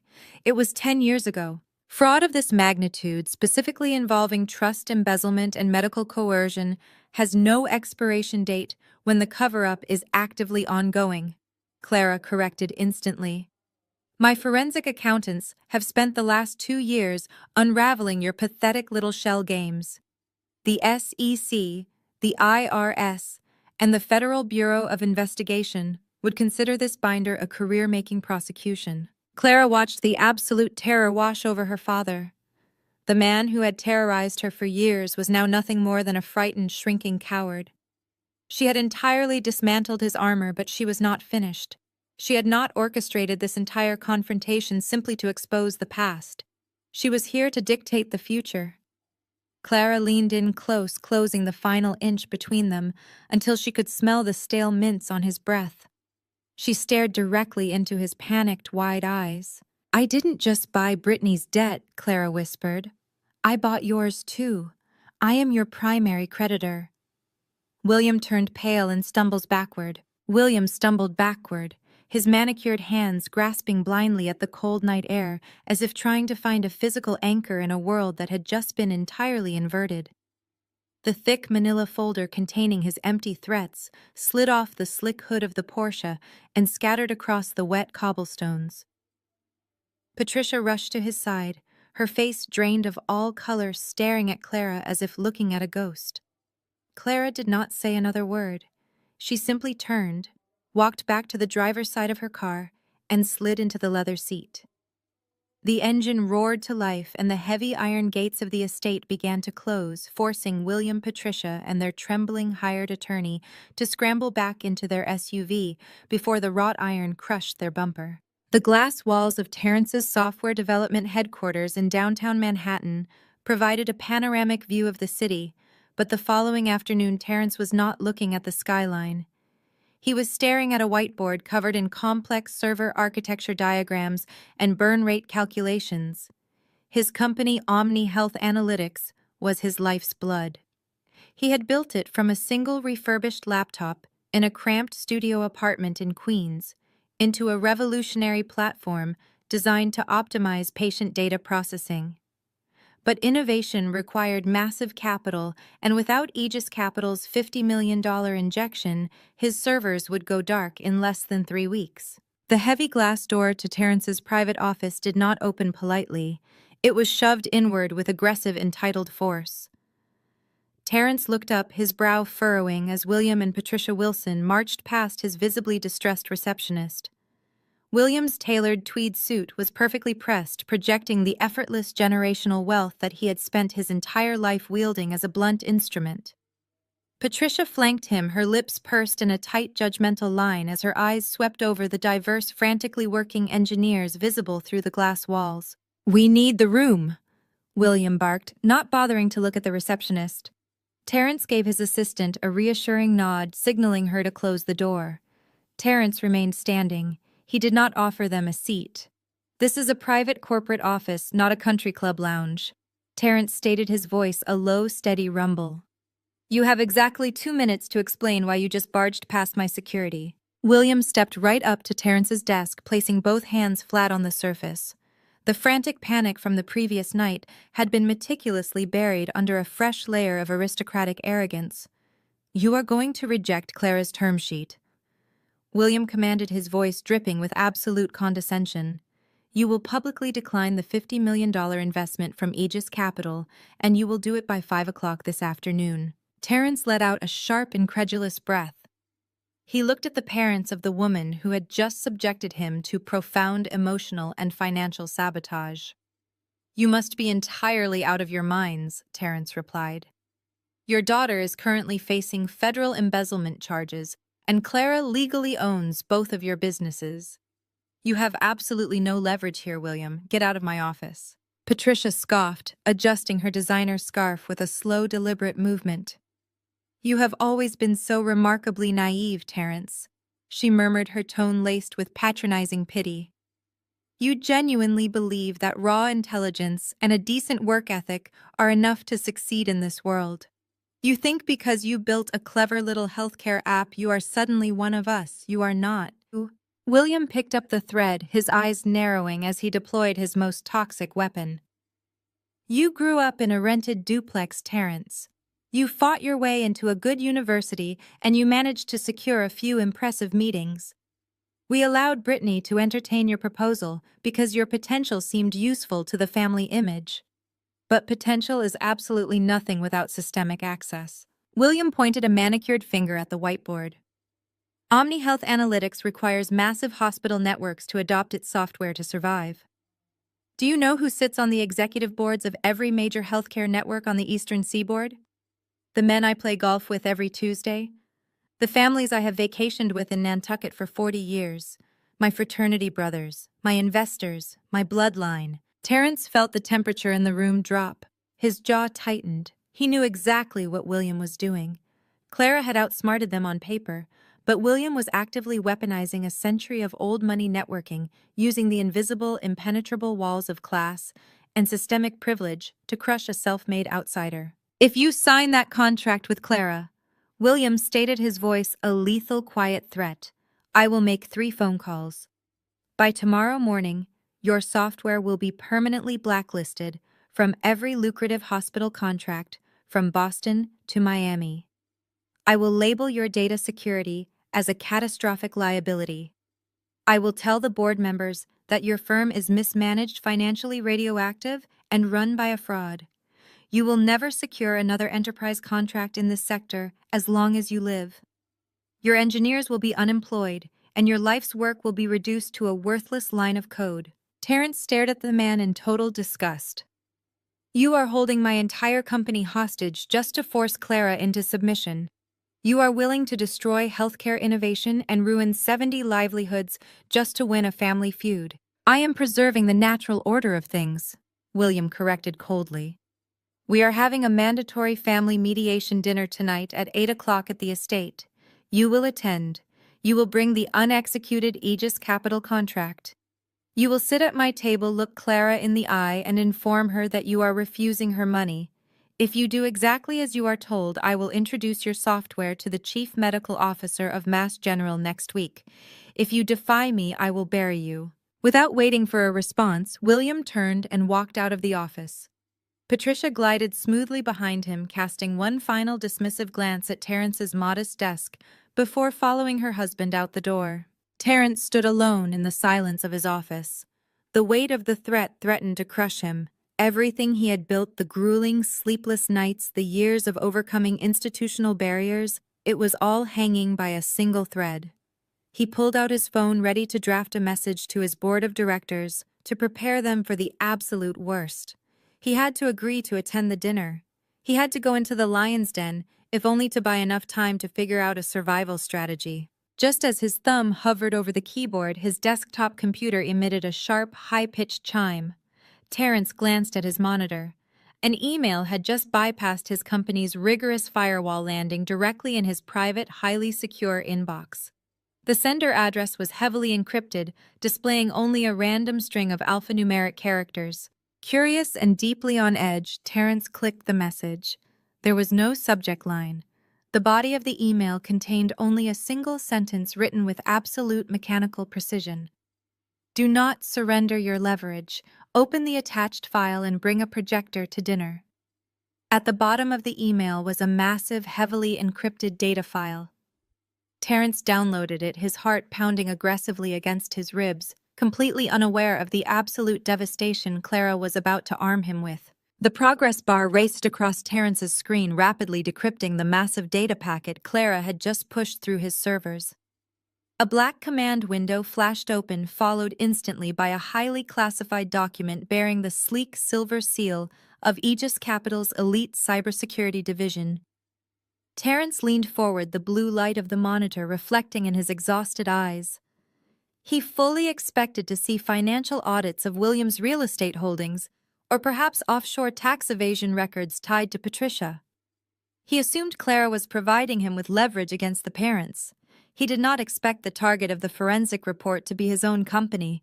The bold header at the top of the page read Omni Health Analytics Core Algorithm IP Extraction Analysis. Terrence's pulse quickened. He scrolled down past the executive summary, diving directly into the raw data logs. The report meticulously detailed a series of unauthorized data breaches, originating from his own personal home network over the past 6 months. Someone had been routinely bypassing his local secondary firewalls. He stared at the timestamp logs, his brow furrowing in deep confusion. Every single breach had occurred between 2 and 4 in the morning. His mind raced. He lived alone.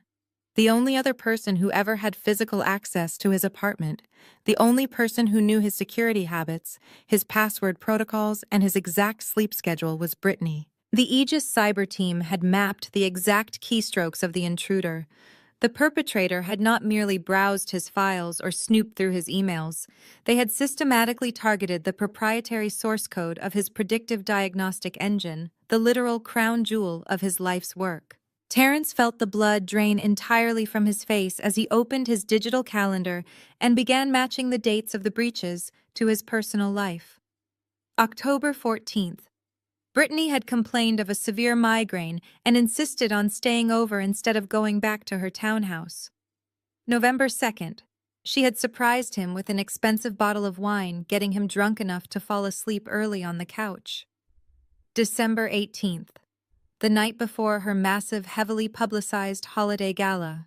Every single data extraction aligned perfectly with the nights she had slept in his bed.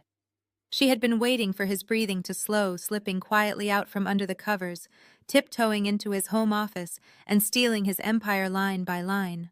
Terrence kept scrolling, his hands turning completely numb. Clara's security team had not stopped at identifying the internal breach. They had followed the digital footprints across the web. The stolen source code was routed through a complex series of encrypted virtual private networks, eventually landing in the secure servers of a corporate entity named Vanguard Holdings. Clara had attached the corporate registry for Vanguard. It was a known documented shell corporation tied directly to Apex Medical Solutions. Apex was Terrence's largest, most aggressive tech rival. They were the Goliath to his David, a massive conglomerate that had spent the last year trying to reverse engineer his diagnostic algorithms. Terrence read the financial routing data attached to the final pages of the report. The reality of the situation hit him with the force of a freight train.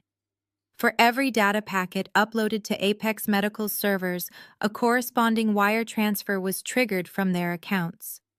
The destination for the funds was not a numbered Swiss bank account or a crypto wallet. The money flowed cleanly and directly into the primary operating account of BW Public Relations and Event Management. The puzzle pieces slammed together with sickening, devastating clarity. Brittany had not merely overspent on designer shoes and lavish parties.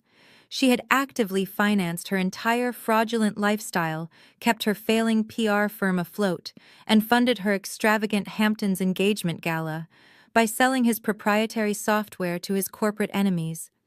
She had smiled at him over $1,000 dinners, kissed his cheek, and told him she believed in his brilliant vision, all while systematically dismantling his future to pay her caterers and florists. She was not a public relations maven, she was a corporate spy.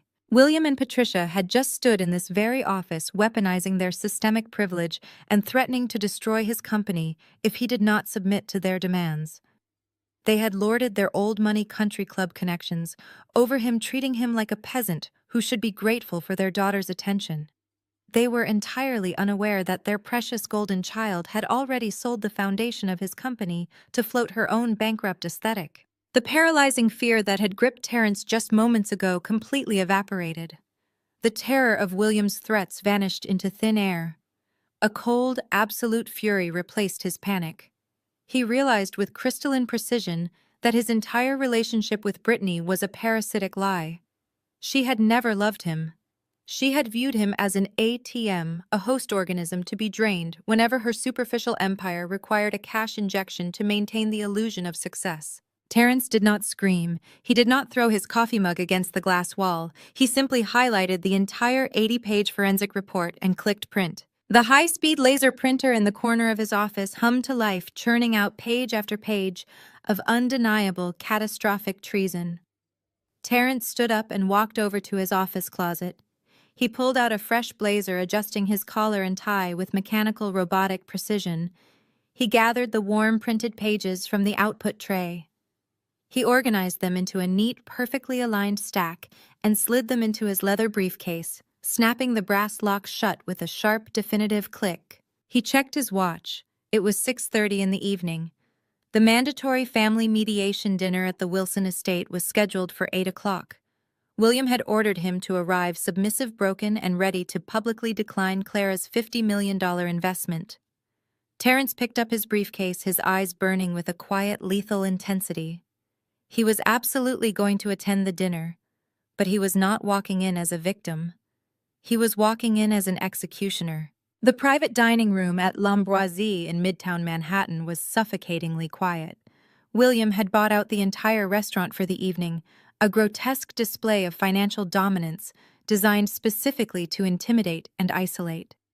Waiters stood at absolute attention along the perimeter of the room, their faces carefully blank, while the ambient lighting cast long dramatic shadows across the pristine white tablecloths. A long mahogany table was set for exactly 5 people in the center of the vast empty space. Clara arrived precisely at 8 o'clock. She wore a tailored emerald silk suit, looking utterly untouched by the radioactive fallout she had dropped on her parents the night before in her driveway. She moved with the casual, unbothered grace of a visiting monarch, taking her seat at the far end of the table. She did not offer a greeting. She simply smoothed her napkin over her lap and waited. Terence arrived 5 minutes later. His posture was rigid, his jaw clenched so tightly, a muscle feathered beneath his skin. He clutched his leather briefcase like a physical shield against the toxicity of the room. He did not speak as he took the seat next to Brittany. His face was a mask of carved stone, completely unreadable to anyone who did not know the absolute devastation currently sitting inside his bag. Brittany immediately leaned into him, weaponizing her perceived fragility. She placed a trembling hand over her slightly rounded stomach, letting out a soft, meticulously timed sniffle. Patricia flanked her other side, shooting daggers at Clara while gently rubbing Brittany's back in a display of performative maternal instinct.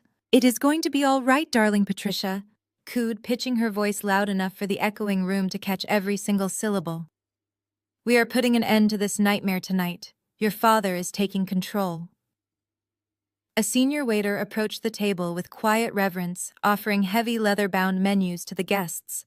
Before Clara could even extend her hand to take hers, Patricia held up her palm in a sharp, halting gesture.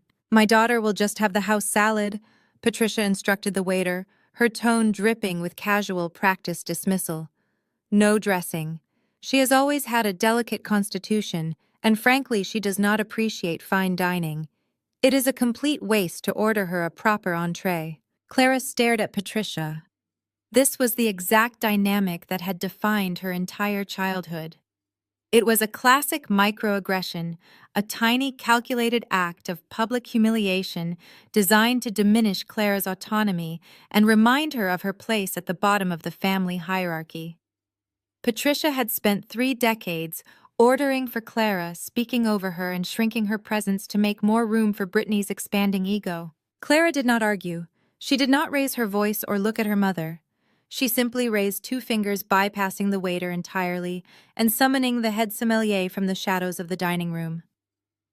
"I will have the Wagyu tasting menu," Clara stated, her voice slicing through the heavy quiet of the room with icy authority.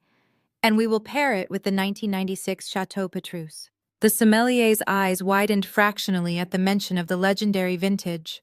Clara smoothly opened her clutch, pulled out a sleek, heavy titanium black card, and dropped it onto the crisp white tablecloth.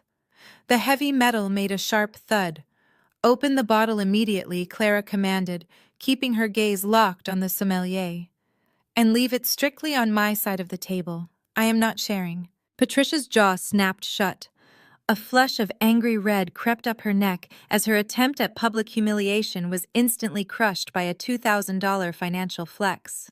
William's face darkened into a furious shade of plum, his hands gripping the edge of the table as Clara casually reclaimed her dominance over the space. The first course arrived in agonizing silence. Terence stared blankly at the culinary masterpiece placed in front of him. He had not touched his water. He had not spoken a single word. Brittany kept resting her hand on his thigh under the table, an affectionate gesture that made him physically nauseous. Just hours ago, he might have found comfort in her touch. Now, knowing exactly how much of his proprietary source code she had secretly downloaded to pay for the designer maternity dress she was currently wearing, her hand felt like a venomous snake resting on his leg. He could feel the weight of the printed Aegis Capital forensic report burning a hole through the leather of his briefcase resting by his feet. William tapped his crystal water glass with a heavy silver spoon. The sharp, piercing sound forced the room to an immediate halt. William stood up, buttoning his tailored jacket. He looked down the length of the table, purposefully ignoring Clara, and fixed his gaze entirely on Terence. He carried the arrogant certainty of a man who fully believed he controlled the universe. "Family," William began, his voice echoing with patriarchal authority, "is built on absolute loyalty. It is built on shared sacrifices and a mutual understanding of the natural order of things. We brought you into this fold, Terence. We welcomed you. And in return, we expect your unwavering solidarity."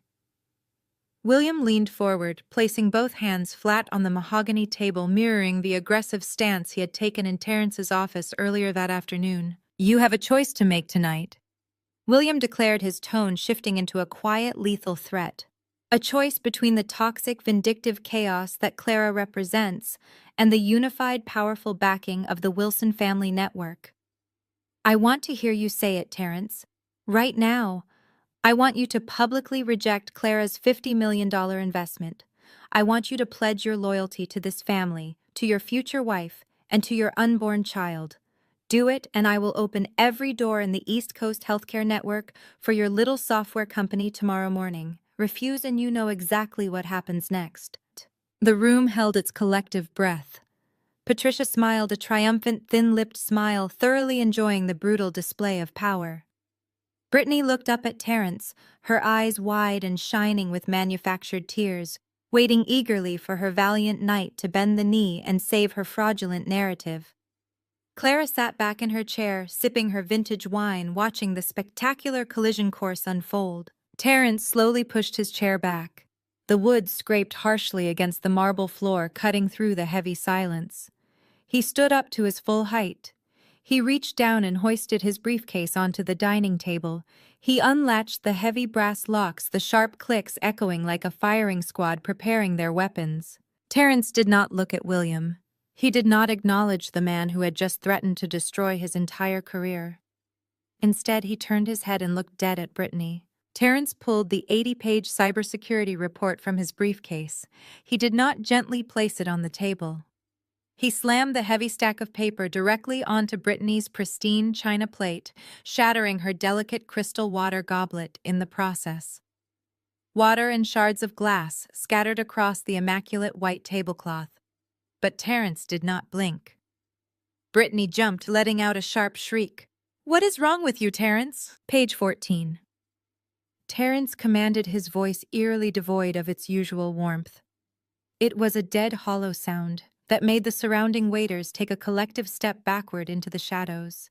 "Look at page 14, Brittany." Brittany stared at the documents, her perfectly manicured hands hovering over the pages, as if they were covered in poison. "What is this?" October 14th. Terence recited from memory, stepping closer to her. 2:15 in the morning. You claimed you had a migraine and needed to sleep at my place. While I was unconscious beside you, you bypassed my secondary firewall and downloaded 300 megabytes of proprietary source code. November 2nd. You bought me a bottle of Macallan to celebrate a milestone, waited for me to pass out on the couch, and extracted the predictive diagnostic framework. December 18th. The night before your massive obscene Hamptons gala, you stole the patient data encryption keys. William's face twisted in confusion. "Terence, sit down and lower your voice this instant. You are making a spectacle." Terence ignored William entirely. He kept his eyes locked on Brittany, watching the color drain from her face. "You routed my life's work through a series of encrypted servers directly to Vanguard Holdings, a known shell company for Apex Medical Solutions. And what did Apex do in return? They wired exactly $250,000 directly into the operating account of BW Public Relations and Event Management." Patricia gasped, her hand flying to her pearl necklace. "Clara fabricated this," Patricia declared, instantly shooting a venomous glare down the table. "This is another one of her psychotic delusions. She manufactured these documents to tear this family apart." Clara did not fabricate the wire transfers hitting Brittany's failing business accounts the exact morning after she slept in my bed. Terence fired back, his voice rising, bouncing off the mahogany-paneled walls of the empty restaurant. "You sold my company to my largest competitor. You dismantled my software line by line, sold it to Apex, and used the money to pay for your caterers, your floral arrangements, and your designer maternity clothes." Brittany's lower lip began to tremble. The defensive shock morphed instantly into her most reliable weapon. Tears welled in her bright blue eyes, spilling perfectly over her cheeks. She placed both hands protectively over her slightly rounded stomach and let out a broken, tragic sob. "I was terrified," Terence Brittany cried, her voice hitching with manufactured panic. "My firm was struggling. You were working 80-hour weeks, and we had nothing saved for the wedding. Then I found out I was pregnant. I was so scared. I did it for us. I did it for our future baby. We needed the money to build a life, to build a nursery. How can you be so cruel to me when I am carrying our child?" She reached out, trying to grab his hand, attempting to force the narrative back into the familiar territory of her being a helpless victim acting out of desperate love. Terence snatched his hand away as if her skin was burning hot. "Do not dare use a child to justify corporate espionage," Terence snarled, the absolute disgust radiating from every syllable. "You want to talk about family, Brittany? Let us talk about family. That predictive diagnostic engine was not just my code. That algorithm was the foundational architecture my late father spent the last 5 years of his life building. He coded that framework from a hospital bed while the cancer ate him alive. It was his legacy. It was the only thing I had left of him." Terence leaned down, planting his hands on the table, forcing Brittany to look into his eyes. "You knew that. I told you that on our third date, and you stole a dying man's life work so you could throw a better party." Brittany openly wept now, burying her face in her hands, waiting for her parents to rush to her defense. Terence finally stood up straight and looked at William and Patricia. He expected shock. He expected them to be horrified that their golden child was a thief and a fraud. He expected at the very least an apology for the unimaginable betrayal. Instead, William adjusted his cuffs, his expression hardening into a mask of pure aristocratic contempt. "You will lower your voice and sit down immediately," William commanded, entirely ignoring the 80 pages of felony theft resting in front of him. Brittany made a minor lapse in judgment under extreme stress. It is a family matter, and it will be handled privately. You are embarrassing her in public. A minor lapse in judgment. Terence repeated his mind, struggling to process the absolute absurdity of the statement. She committed federal crimes. She destroyed my company. She secured her future. Patricia interjected, her tone icy and completely unapologetic. Patricia reached out and stroked Brittany's hair, glaring up at Terence. You should be incredibly grateful, Terence. A woman of Brittany's breeding and social standing is carrying your child. She elevated you.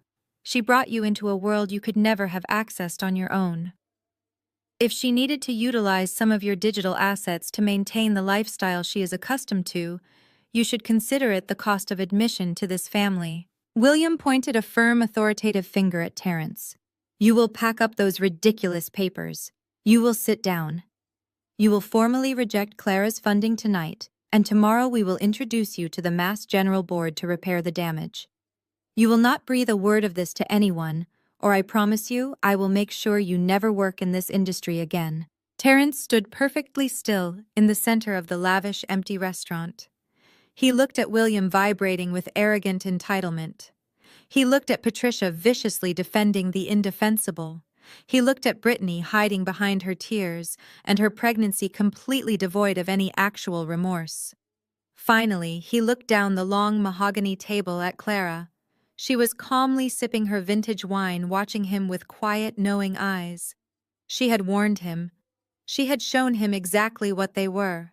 An absolute chilling clarity washed over Terence. It was an awakening. The entire Wilson family was a hollow, rotting structure built on a foundation of unyielding narcissism and moral bankruptcy. They did not view him as a partner, a son-in-law, or even a human being. He was just a resource to be harvested, a stepping stone for their own insatiable egos. Terence reached down, grabbed the handle of his briefcase, and snapped it shut. He did not yell. He did not argue. He simply looked at the family that had tried to consume him, his face settling into a terrifying, resolute calm. You really believe you are the victim here? Terence stated, his voice devoid of any warmth, carrying a terrifying, hollow resonance. You sat in my apartment, kissed my cheek, and waited for my breathing to steady so you could rip my father's dying legacy from my servers. You sold my blood to keep your country club membership active. Terence raised his left hand. He grasped the heavy platinum engagement band circling his ring finger. We are done, Brittany, Terence said, his tone possessing an absolute glacial finality. There is no wedding. There is no future. You are going to need a very good defense attorney because I am submitting the cybersecurity logs to federal authorities the moment I leave this building. Terence slid the ring off his finger. He held it out over the center of the table and dropped it directly into Brittany's crystal water goblet. The heavy metal hit the bottom of the glass with a sharp, resonant clink that echoed through the silent dining room. Brittany stared at the glass, her mouth opening and closing in mute horror. The manufactured tears vanished, replaced by genuine, unadulterated panic. Terence turned his back on the golden child. He turned his back on William and Patricia. He walked away from their side of the long mahogany table, the physical distance mirroring the total severing of their toxic alliance. He marched directly toward the far end of the room and stopped beside Clara's chair. William shot up from his seat, knocking his chair backward onto the marble floor. Terence, you listen to me right now! William roared, all pretense of aristocratic civility completely gone. If you walk away from my daughter, if you dare side with that vindictive anomaly, I will make good on my promise. I will have you blacklisted by sunrise. Your company will be bankrupt before the weekend. Terence did not even look at him. He reached into the inner pocket of his tailored jacket and pulled out the crisp, meticulously vetted Aegis Capital term sheet. He laid the $50 million contract flat on the white tablecloth right next to Clara's plate. You cannot blacklist a company that is fully backed by Aegis Capital, Terence replied, finally meeting William's manic gaze. Your country club friends rely on Clara's market yields to fund their trust accounts. They answer to her. You possess absolutely no power here, William. You are just a loud, irrelevant old man. Terence clicked his pen and signed his name on the bottom line with swift, decisive strokes. He legally bound OmniHealth Analytics to Clara's empire, securing his company's survival and permanently insulating his life's work from the Wilson family's destructive grasp. He slid the contract across the table to Clara. Clara looked down at the signature. She did not gloat. She did not gloat because this was not a game to her. It was a necessary realignment of a broken system. She reached into the breast pocket of her emerald silk suit and produced a worn vintage silver fountain pen. The silver was tarnished at the edges, heavy and completely out of place next to her modern titanium credit card. It was the pen her grandfather had given her on the day she graduated high school as valedictorian. He had been the only member of the Wilson family who ever truly saw her, the only one who recognized her brilliance while William and Patricia were busy trying to mold Brittany into a perfect, compliant trophy. Her grandfather had left her the $250,000 trust fund to ensure she could escape their control. William had stolen that money to save his own ego, but he could never steal the intellect or the drive her grandfather had nurtured. Clara uncapped the silver pen. She pressed the gold nib to the paper and signed her countersignature, seamlessly authorizing the $50 million transfer. With one stroke of her grandfather's pen, she honored the only true legacy her family possessed, silently avenging the theft that had derailed her youth. "It is done," Clara stated, sliding the fully executed contract into her own leather portfolio. OmniHealth Analytics is now under the absolute protection of Aegis Capital. Any attempt to interfere with its operations will be treated as a direct attack on my firm, and I will retaliate with the full weight of my legal department. A primal guttural scream shattered the quiet of the restaurant. Brittany leapt out of her chair. The mask of the delicate pregnant victim completely disintegrated, revealing the hollow, desperate narcissist beneath. She realized in real time that her shield was gone. Her unlimited ATM had walked away. The fraudulent narrative she had spent years building was burning to the ground in front of her. She was facing federal prison, public humiliation, and total financial ruin. "You ruin everything," Clara Brittany shrieked, her face twisting into a mask of pure, unhinged rage. "You could not just let me be happy. You had to destroy my life because nobody will ever love you." Brittany lunged forward, her hands hooking under the edge of the heavy, starched white tablecloth. With a violent screaming heave, she yanked the fabric backward. The entire table setting collapsed in a spectacular wave of destruction. Crystal glasses shattered against the marble floor. Silverware clattered loudly into the corners of the room. The $2,000 bottle of vintage Chateau Petrus hit the ground, exploding in a shower of dark red wine that splashed violently across Patricia's designer shoes. The plates of untouched Wagyu beef went flying, scattering across the beautiful, pristine space. The line of waiters rushed forward from the shadows, but Clara simply held up a single hand, freezing them in their tracks. Clara stood up slowly, entirely unbothered by the chaos. She looked down at the shattered crystal, the spilled wine, and the pathetic, hyperventilating woman standing in the center of the wreckage. Clara brushed a microscopic speck of dust off the lapel of her emerald suit. "Your temper tantrum does not alter your financial reality," Clara stated, her voice cutting through Brittany's hysterical sobbing with absolute terrifying clarity. "My capital is secured, and your leverage is gone. You have exactly 12 hours left to pay the $4 million you owe Aegis Capital Brittany." Tick-tock. The 12-hour deadline expired at exactly 8 o'clock the following morning. No wire transfer hit the Aegis Capital corporate accounts. No frantic, weeping phone calls begging for an extension came through from Brittany. Instead, as Clara sat at the head of her glass-walled conference room, her lead counsel handed her an emergency court summons. William had not spent the night scrambling for liquidity or attempting to liquidate his assets. He had spent the night orchestrating a legal ambush. William had filed a massive, desperate emergency injunction in federal court. The filing accused Clara of a gross breach of fiduciary duty. It claimed she was illegally weaponizing the institutional weight of a multi-billion-dollar hedge fund to execute a personal vindictive vendetta against her own family. The petition demanded an immediate comprehensive freeze on all of Aegis Capital's operational assets and the total nullification of the $50 million OmniHealth contract Terrence had signed the night before. 2 hours later, Clara walked into the mahogany-paneled chambers of Judge Harrison Caldwell. She was flanked by three of the most ruthless, highly compensated corporate litigators on the Eastern Seaboard. Across the heavy oak desk sat William. He was completely out of his depth, but he still wore the arrogant, manufactured confidence of a man who believed the world existed solely to bend to his will. Sitting next to William was Marcus Thorne. Clara recognized the slick, heavily pomaded corporate attorney the second she walked into the room. A cold spike of adrenaline hit her chest instantly, suppressed by years of disciplined, ironclad self-control. Marcus was the exact same lawyer who had sat across from an 18-year-old Clara a decade ago. He was the man who had slid a towering stack of impenetrable legal documents across a table, flashing a predatory smile as he softly explained how a temporary administrative reallocation of her grandfather's trust fund was necessary to protect the family estate. He was the architect of her financial ruin. William had brought the very man who stole her past to try and steal her future. The poetry of the moment was almost too perfect. Marcus stood up, buttoning his tailored suit jacket, and launched into a theatrical, impassioned monologue. He painted William as the innocent victim of a rogue, emotionally unstable daughter. He argued that Clara's rapid acquisition of Wilson Manufacturing's debt and her aggressive buyout of Omni Health Analytics were not legitimate corporate strategies, but a coordinated, malicious attack meant to destroy her family.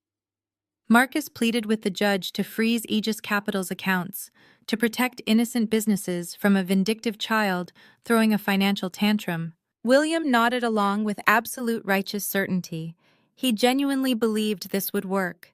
He believed the old boys' club rules were still in effect, that a slick lawyer and a few loud accusations of emotional instability would be enough to put his disobedient daughter back in her place. He looked at Clara, his eyes silently promising that he was about to end her career. Clara did not even blink. She did not raise her voice to defend herself against the character assassination. She simply nodded to her lead attorney, Evelyn Vance, a former federal prosecutor who had never lost a corporate dispute in her life. Evelyn did not make a speech. She did not pace the room.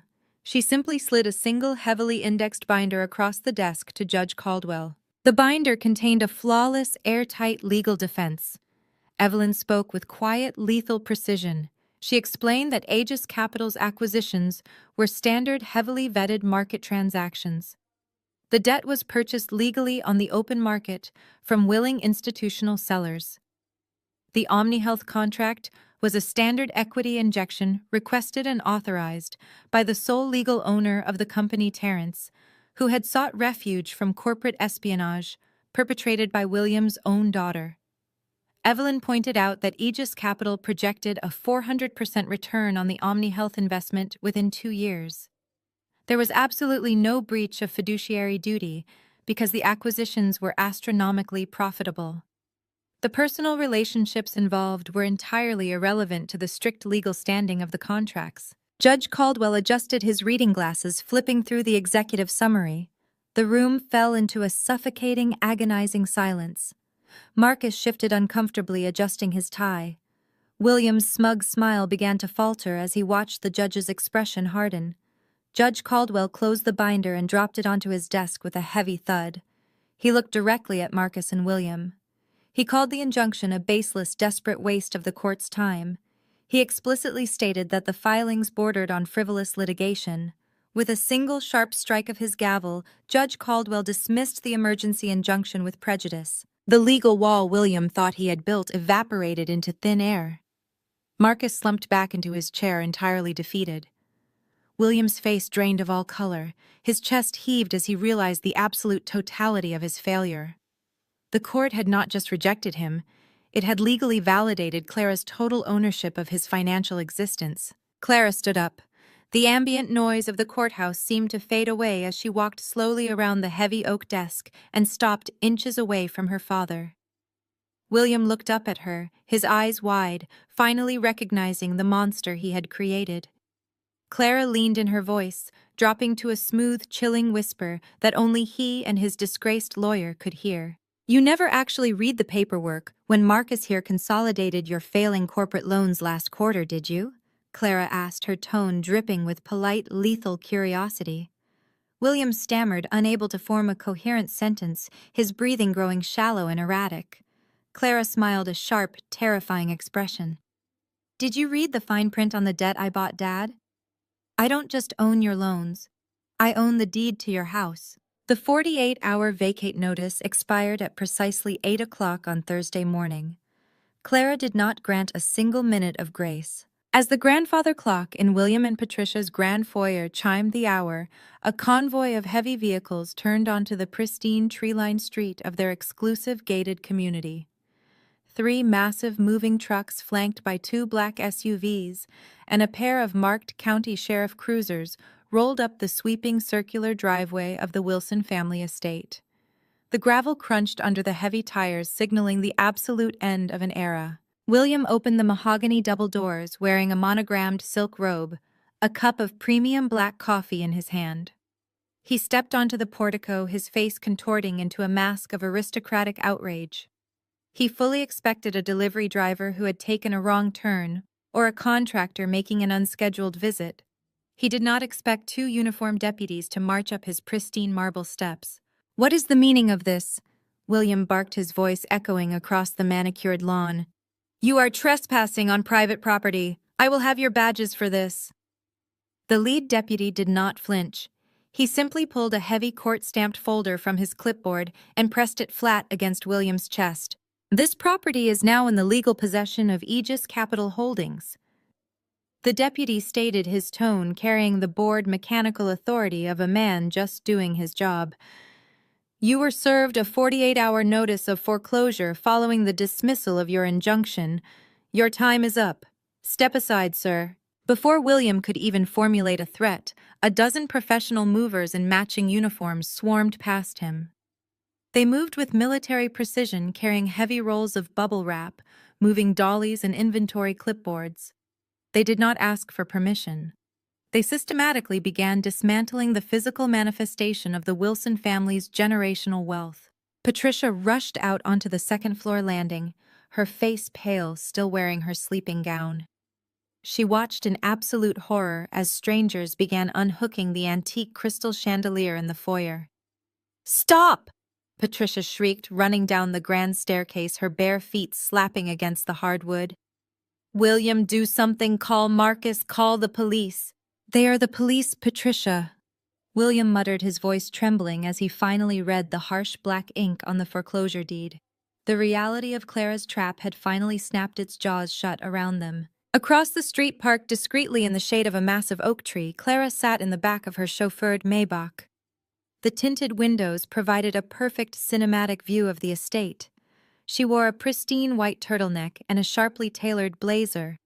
She crossed her legs, uncapped a bottle of imported sparkling water, and took a slow, refreshing sip. She felt absolutely nothing for the frantic people running around the lawn. There was no pity. There was only the cold, satisfying mechanics of accountability. Inside the house, the movers reached the formal living room. 2 men carefully lifted a massive, vibrant, abstract oil painting off the wall above the fireplace. It was the crown jewel of Patricia's carefully curated collection, an original piece by a renowned European artist. Patricia physically threw herself in front of the movers, her arms outstretched. "You cannot take that!" Patricia screamed, her voice cracking with genuine, unadulterated panic. "That is a priceless masterpiece. It belongs to me. It is a family heirloom." Clara watched through the tinted glass, her eyes narrowing as she focused on the canvas being carried out the front door. She remembered that painting with crystalline, agonizing clarity. Patricia had purchased that exact piece of art at a high society charity auction 12 years ago. It was the exact same week an 18-year-old Clara had walked into her father's study holding her acceptance letter to MIT. Clara had politely asked her parents to co-sign a student loan, requesting just enough financial assistance to cover her first semester's tuition. Patricia had looked her teenage daughter in the eye, adjusted her diamond earrings, and sighed, claiming that the family's assets were tied up and they simply could not afford to support Clara's expensive academic ambitions. Clara had been forced to take on crushing high-interest debt, working 3 separate jobs just to survive her freshman year. 2 days later, Patricia had proudly hung that $50,000 abstract painting in the living room, bragging to her country club friends about her exquisite eye for fine art. Clara took another sip of sparkling water. She watched the movers load her stolen tuition money into the back of a moving truck. The poetry of the moment was exquisite. William was pacing this driveway, frantically scrolling through his phone. He dialed the president of his bank, the head of his country club, and 3 different wealthy investors he considered close friends. Call 1 sent directly to voicemail. Call 2 disconnected after a single ring. Call 3. An assistant politely informed him that the executive was unavailable indefinitely. The social execution was instantaneous. Clara had not just taken their house. She had exposed their financial ruin to the entire East Coast elite. In the world William and Patricia worshipped, poverty was the ultimate unforgivable sin.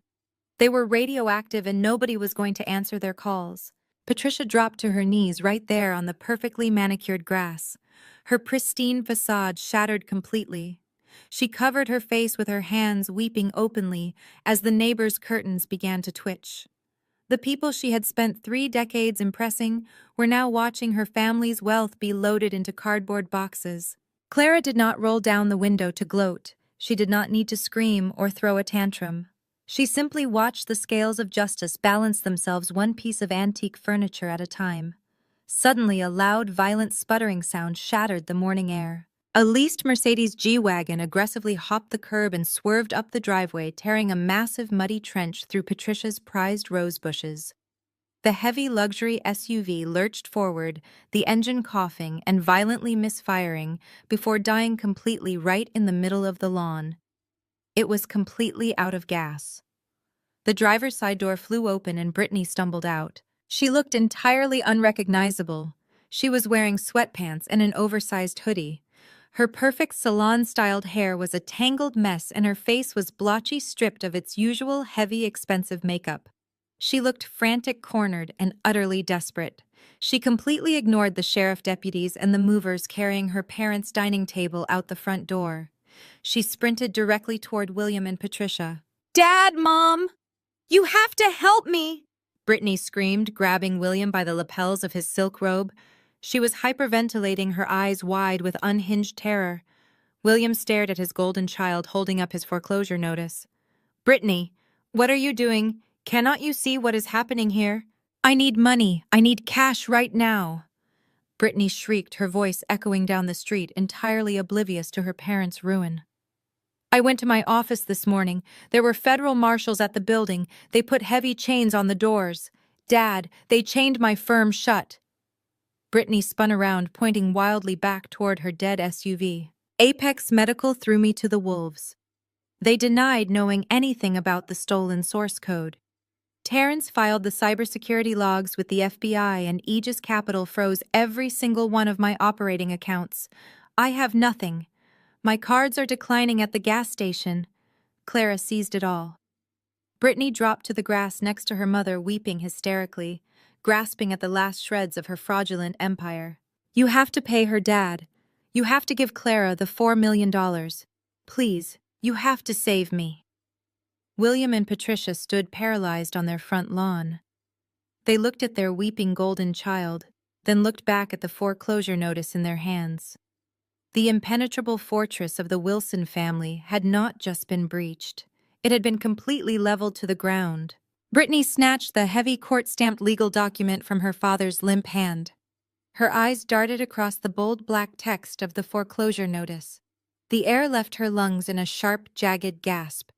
The $4 million family bailout she had been banking on was a ghost. Her unlimited ATM was bankrupt. Her phone vibrated violently in the pocket of her oversized hoodie. A cascade of push notifications illuminated the cracked screen. Bloomberg, The Wall Street Journal, and Forbes all broke the story simultaneously. The headlines were ruthless, optimized for maximum damage, and legally bulletproof. Apex Medical CEO, implicated in corporate espionage. FBI seizes servers following Omni Health data breach. Terrence had not just gone to the federal authorities. His highly paid legal team had strategically and legally leaked the unclassified portions of the cybersecurity logs directly to the financial press. The narrative was completely out of Brittany's control. She was no longer a delicate victim or a pregnant socialite. She was a radioactive pariah facing a massive federal indictment. Panic gripping her throat, Brittany opened her contacts. She dialed Sarah, her former college roommate and the maid of honor at her wedding. The line rang half a time before diverting straight to voicemail. She dialed Jessica, her business partner, who had smiled and drank mimosas with her just yesterday. The automated operator announced the number had blocked her.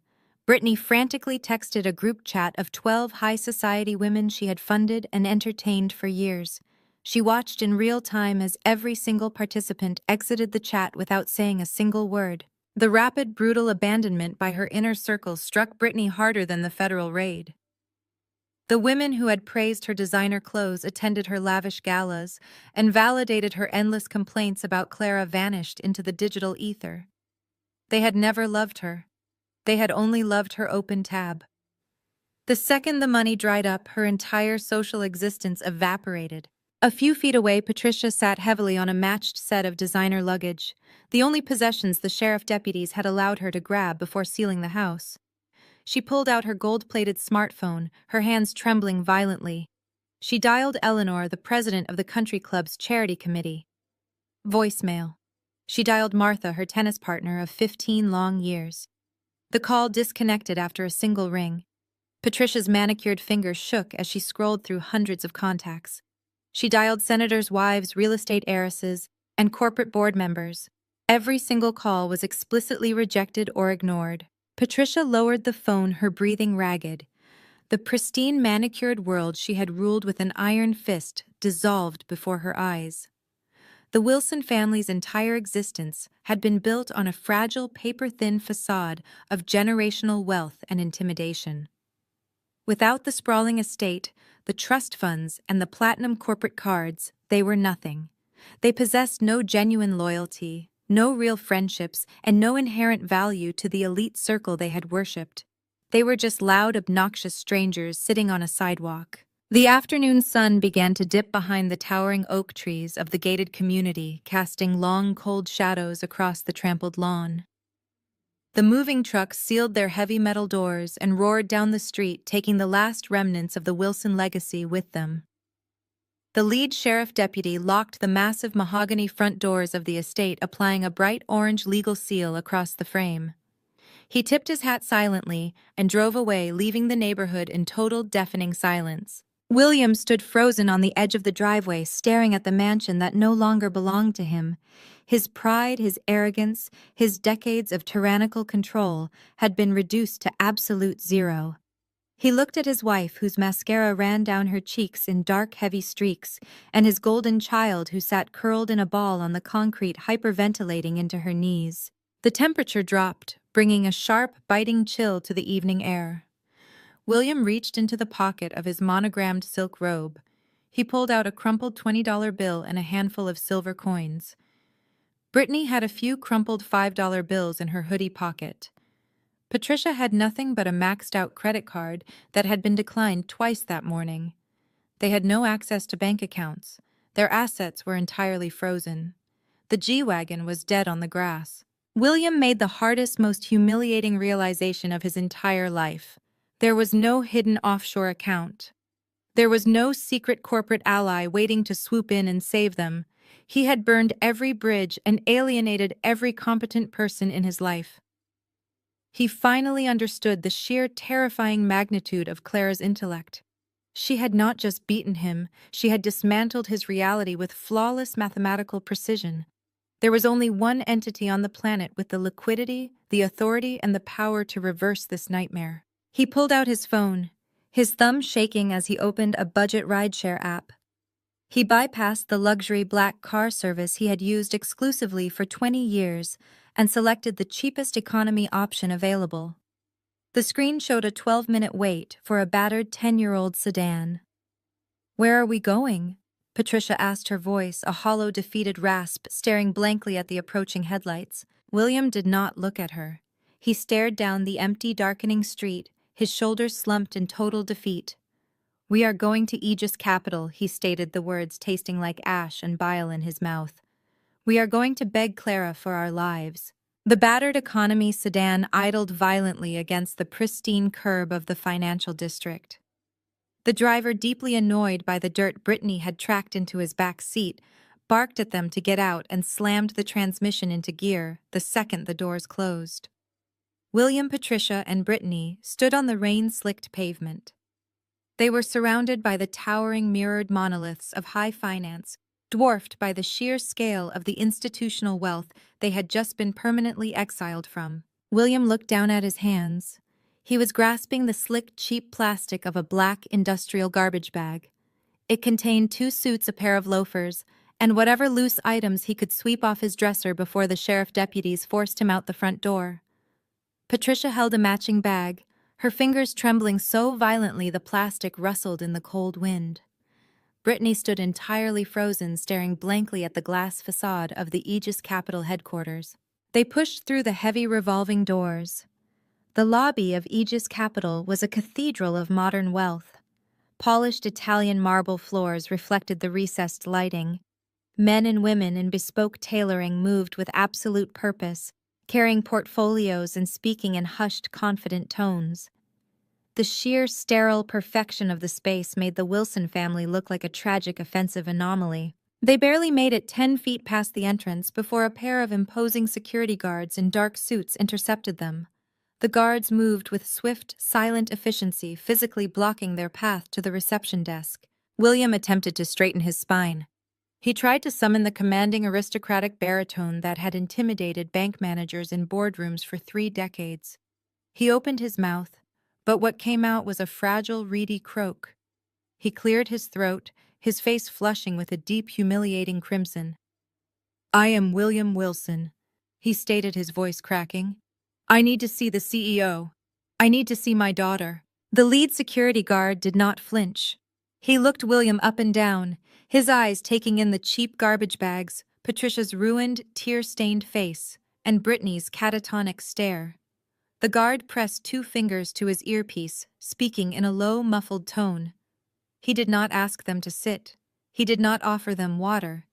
He simply instructed them to remain exactly where they were standing. The wait was agonizing. 5 minutes stretched into an eternity.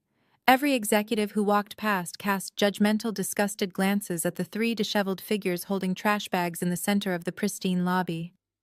William felt his ego physically tearing apart. He was a spectacle. He was a cautionary tale standing under fluorescent lights. A soft, melodic chime echoed through the lobby. The private executive access elevator doors slid open. Clara stepped out into the lobby.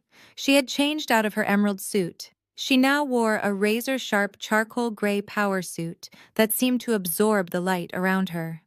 She moved with a slow, predatory grace, flanked by her head of corporate security and 2 additional guards. She did not look angry. She did not look triumphant. She looked entirely, terrifyingly bored. Clara stopped 5 feet away from her family. She did not speak. She simply observed the wreckage. The sight of Clara standing in absolute power, untouched and untouchable completely, broke whatever fragile restraint Patricia had left. The matriarch of the Wilson family, the woman who had spent 30 years cultivating a flawless image of high society superiority, physically collapsed. Patricia fell heavily to her knees on the cold marble floor. Her garbage bag dropped, spilling a tangle of silk blouses onto the polished stone. She reached out her hands, grasping desperately toward Clara's leather shoes, but the security guards immediately stepped forward, blocking her reach. "Clara, please!" Patricia wailed, weeping real guttural tears of absolute desperation. Her voice echoed off the high ceilings, drawing the attention of everyone in the lobby. "We are your blood. You cannot leave us on the street. We have nothing left." Clara looked down at her mother kneeling in the spilled laundry. She did not instruct the guards to step back. She did not offer a hand to help Patricia up. The silence in the lobby grew deafening, broken only by Patricia's wretched, gasping sobs. Clara tilted her head slightly. Her voice cut through the large room with absolute glacial clarity.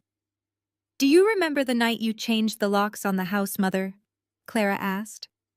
Patricia froze her breath, hitching in her chest. I was 18 years old. Clara continued, her tone completely devoid of human warmth. I had just finished working a double shift at a diner to pay for my textbooks. It was pouring rain. I stood on the front porch, knocking on the heavy mahogany door. You opened the door exactly 2 inches. You looked at my soaked clothes. You looked at my single duffel bag. You told me that I was a stubborn, disobedient child who had chosen to ruin the family reputation by taking out a public loan. Clara took a single, deliberate step forward. Do you remember the exact words you used before you slammed the deadbolt shut in my face? Clara asked. You looked me directly in the eyes and said failures do not belong in this house. Patricia clamped her hands over her mouth, choking on her own tears. Brittany stood entirely paralyzed, her mouth hanging open in mute horror as she realized there was absolutely no mercy to be found. William dropped his garbage bag. The heavy plastic hit the marble with a dull thud. His shoulders collapsed forward. The proud, tyrannical patriarch was completely gone, replaced by a hollow, broken old man. He stepped toward his daughter, stripping away the very last atom of his pride. Clara, please. William begged, his voice a pathetic, trembling whisper.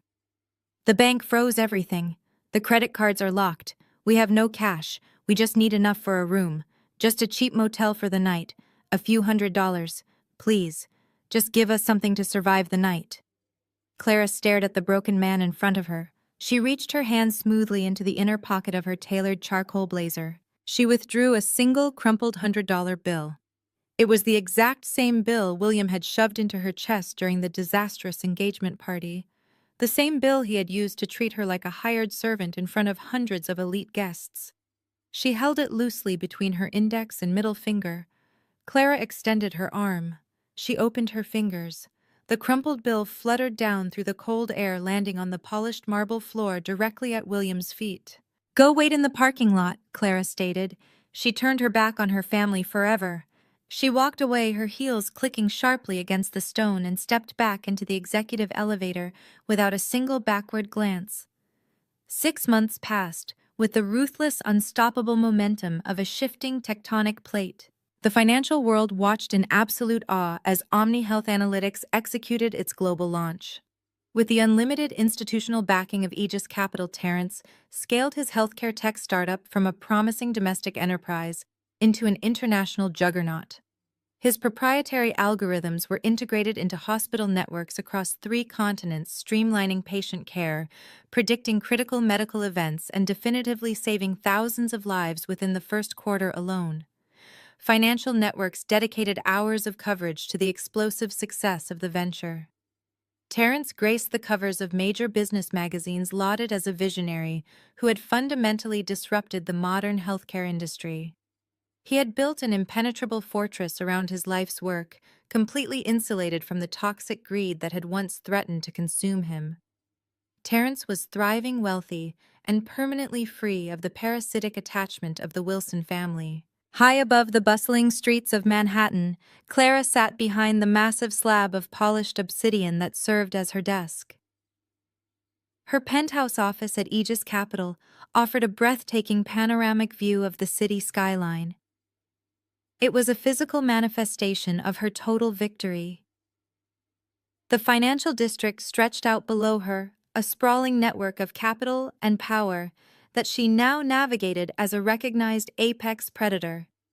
Wall Street executives whispered her name with a mixture of profound respect and genuine fear. She had proven that she possessed not only the intellect to build an empire, but the ruthless precision to dismantle anyone who attempted to stand in her way. Clara reviewed the quarterly earnings reports displayed on her monitor. The numbers were staggering. The hostile takeover of the Wilson estate and the strategic acquisition of William's debt had yielded unprecedented returns, cementing her status as one of the most formidable fund managers in the hemisphere. She had taken the broken pieces of a traumatic past and forged them into a multi-billion-dollar weapon. Clara closed the financial reports and opened a heavy leather portfolio resting on the corner of her desk. Inside was a stack of legal documents outlining a brand new philanthropic initiative. She reached into her blazer and retrieved the vintage silver fountain pen her grandfather had given her. The silver felt warm and heavy against her fingers. Clara pressed the gold nib to the crisp paper and signed a personal check for $10 million. The funds were immediately transferred to establish a permanent, fully endowed scholarship foundation. The initiative was strictly designed to provide full-ride university tuition housing stipends and legal support for young women actively escaping financially abusive and controlling family environments. Clara was ensuring that no brilliant, ambitious girl would ever be forced to sacrifice her future because of a toxic, narcissistic parent. She was taking the exact pain of her stolen college fund and weaponizing it into systemic, life-altering power for a new generation. With one stroke of her grandfather's pen, she closed the loop on her past. Miles away from the gleaming glass towers of the financial district, the scent of stale grease and burned coffee hung heavy in the air. The fluorescent lights of a dingy 24-hour diner flickered and hummed with a persistent, irritating buzz. Patricia stood in the center of the cracked linoleum floor. She wore a cheap, ill-fitting polyester uniform heavily stained with ketchup and spilled syrup. The woman who had once commanded charity galas and terrorized country club waitstaff now held a damp gray rag. She scrubbed frantically at a sticky spill on a laminate booth. Her shoulders hunched, her face etched with deep, permanent exhaustion. She flinched every time the bell over the diner door chimed, terrified that someone from her former high society life might walk in and witness her total degradation. Behind the stainless steel counter, the ambient heat was suffocating. William stood over a massive, bubbling deep fryer. His face was slick with sweat, his once immaculate posture ruined by the grueling physical labor. The man who had spent 3 decades destroying lives from the comfort of a leather executive chair now spent 10 hours a day plunging wire baskets of frozen potatoes into boiling oil. His hands were covered in tiny stinging grease burns. He stared blankly at the spinning ticket wheel, his mind entirely broken by the sheer incomprehensible reality of his minimum wage existence. There were no country club lunches. There were no corporate bailouts. There was only the endless punishing cycle of poverty he had once mocked others for enduring. In a completely different part of the city, inside a cramped windowless studio apartment that smelled faintly of mildew, Brittany sat alone. The luxury cars, the designer wardrobes, and the endless stream of stolen capital were permanently gone. She sat at a tiny scratched folding table, illuminated by the harsh glare of a single bare light bulb. Spread out in front of her was a massive, terrifying stack of final notices, collection warnings, and legal demands. Her public relations firm had been completely liquidated to pay federal fines. Her bank accounts remained entirely frozen. The elite friends she had bought with Clara's money had completely erased her from their memories. Brittany stared at the bright pink eviction notice, sitting on top of the pile, her chest heaving as she hyperventilated into the silent, empty room. She had absolutely no leverage, no safety net, and no one left to manipulate. Back in the penthouse, Clara stood up and walked slowly toward the floor-to-ceiling windows. The city lights began to ignite as dusk settled over the skyline, casting a golden, triumphant glow across the glass. She looked down at the empire she had conquered and the empire she was actively building. The Wilson family had spent 20 years trying to burn her to the ground. They had stolen her money, mocked her brilliance, and tried to crush her spirit to feed their own fragile egos. Clara watched the reflection of her own calm, unbreakable gaze in the windowpane. She did not just survive their fire, she had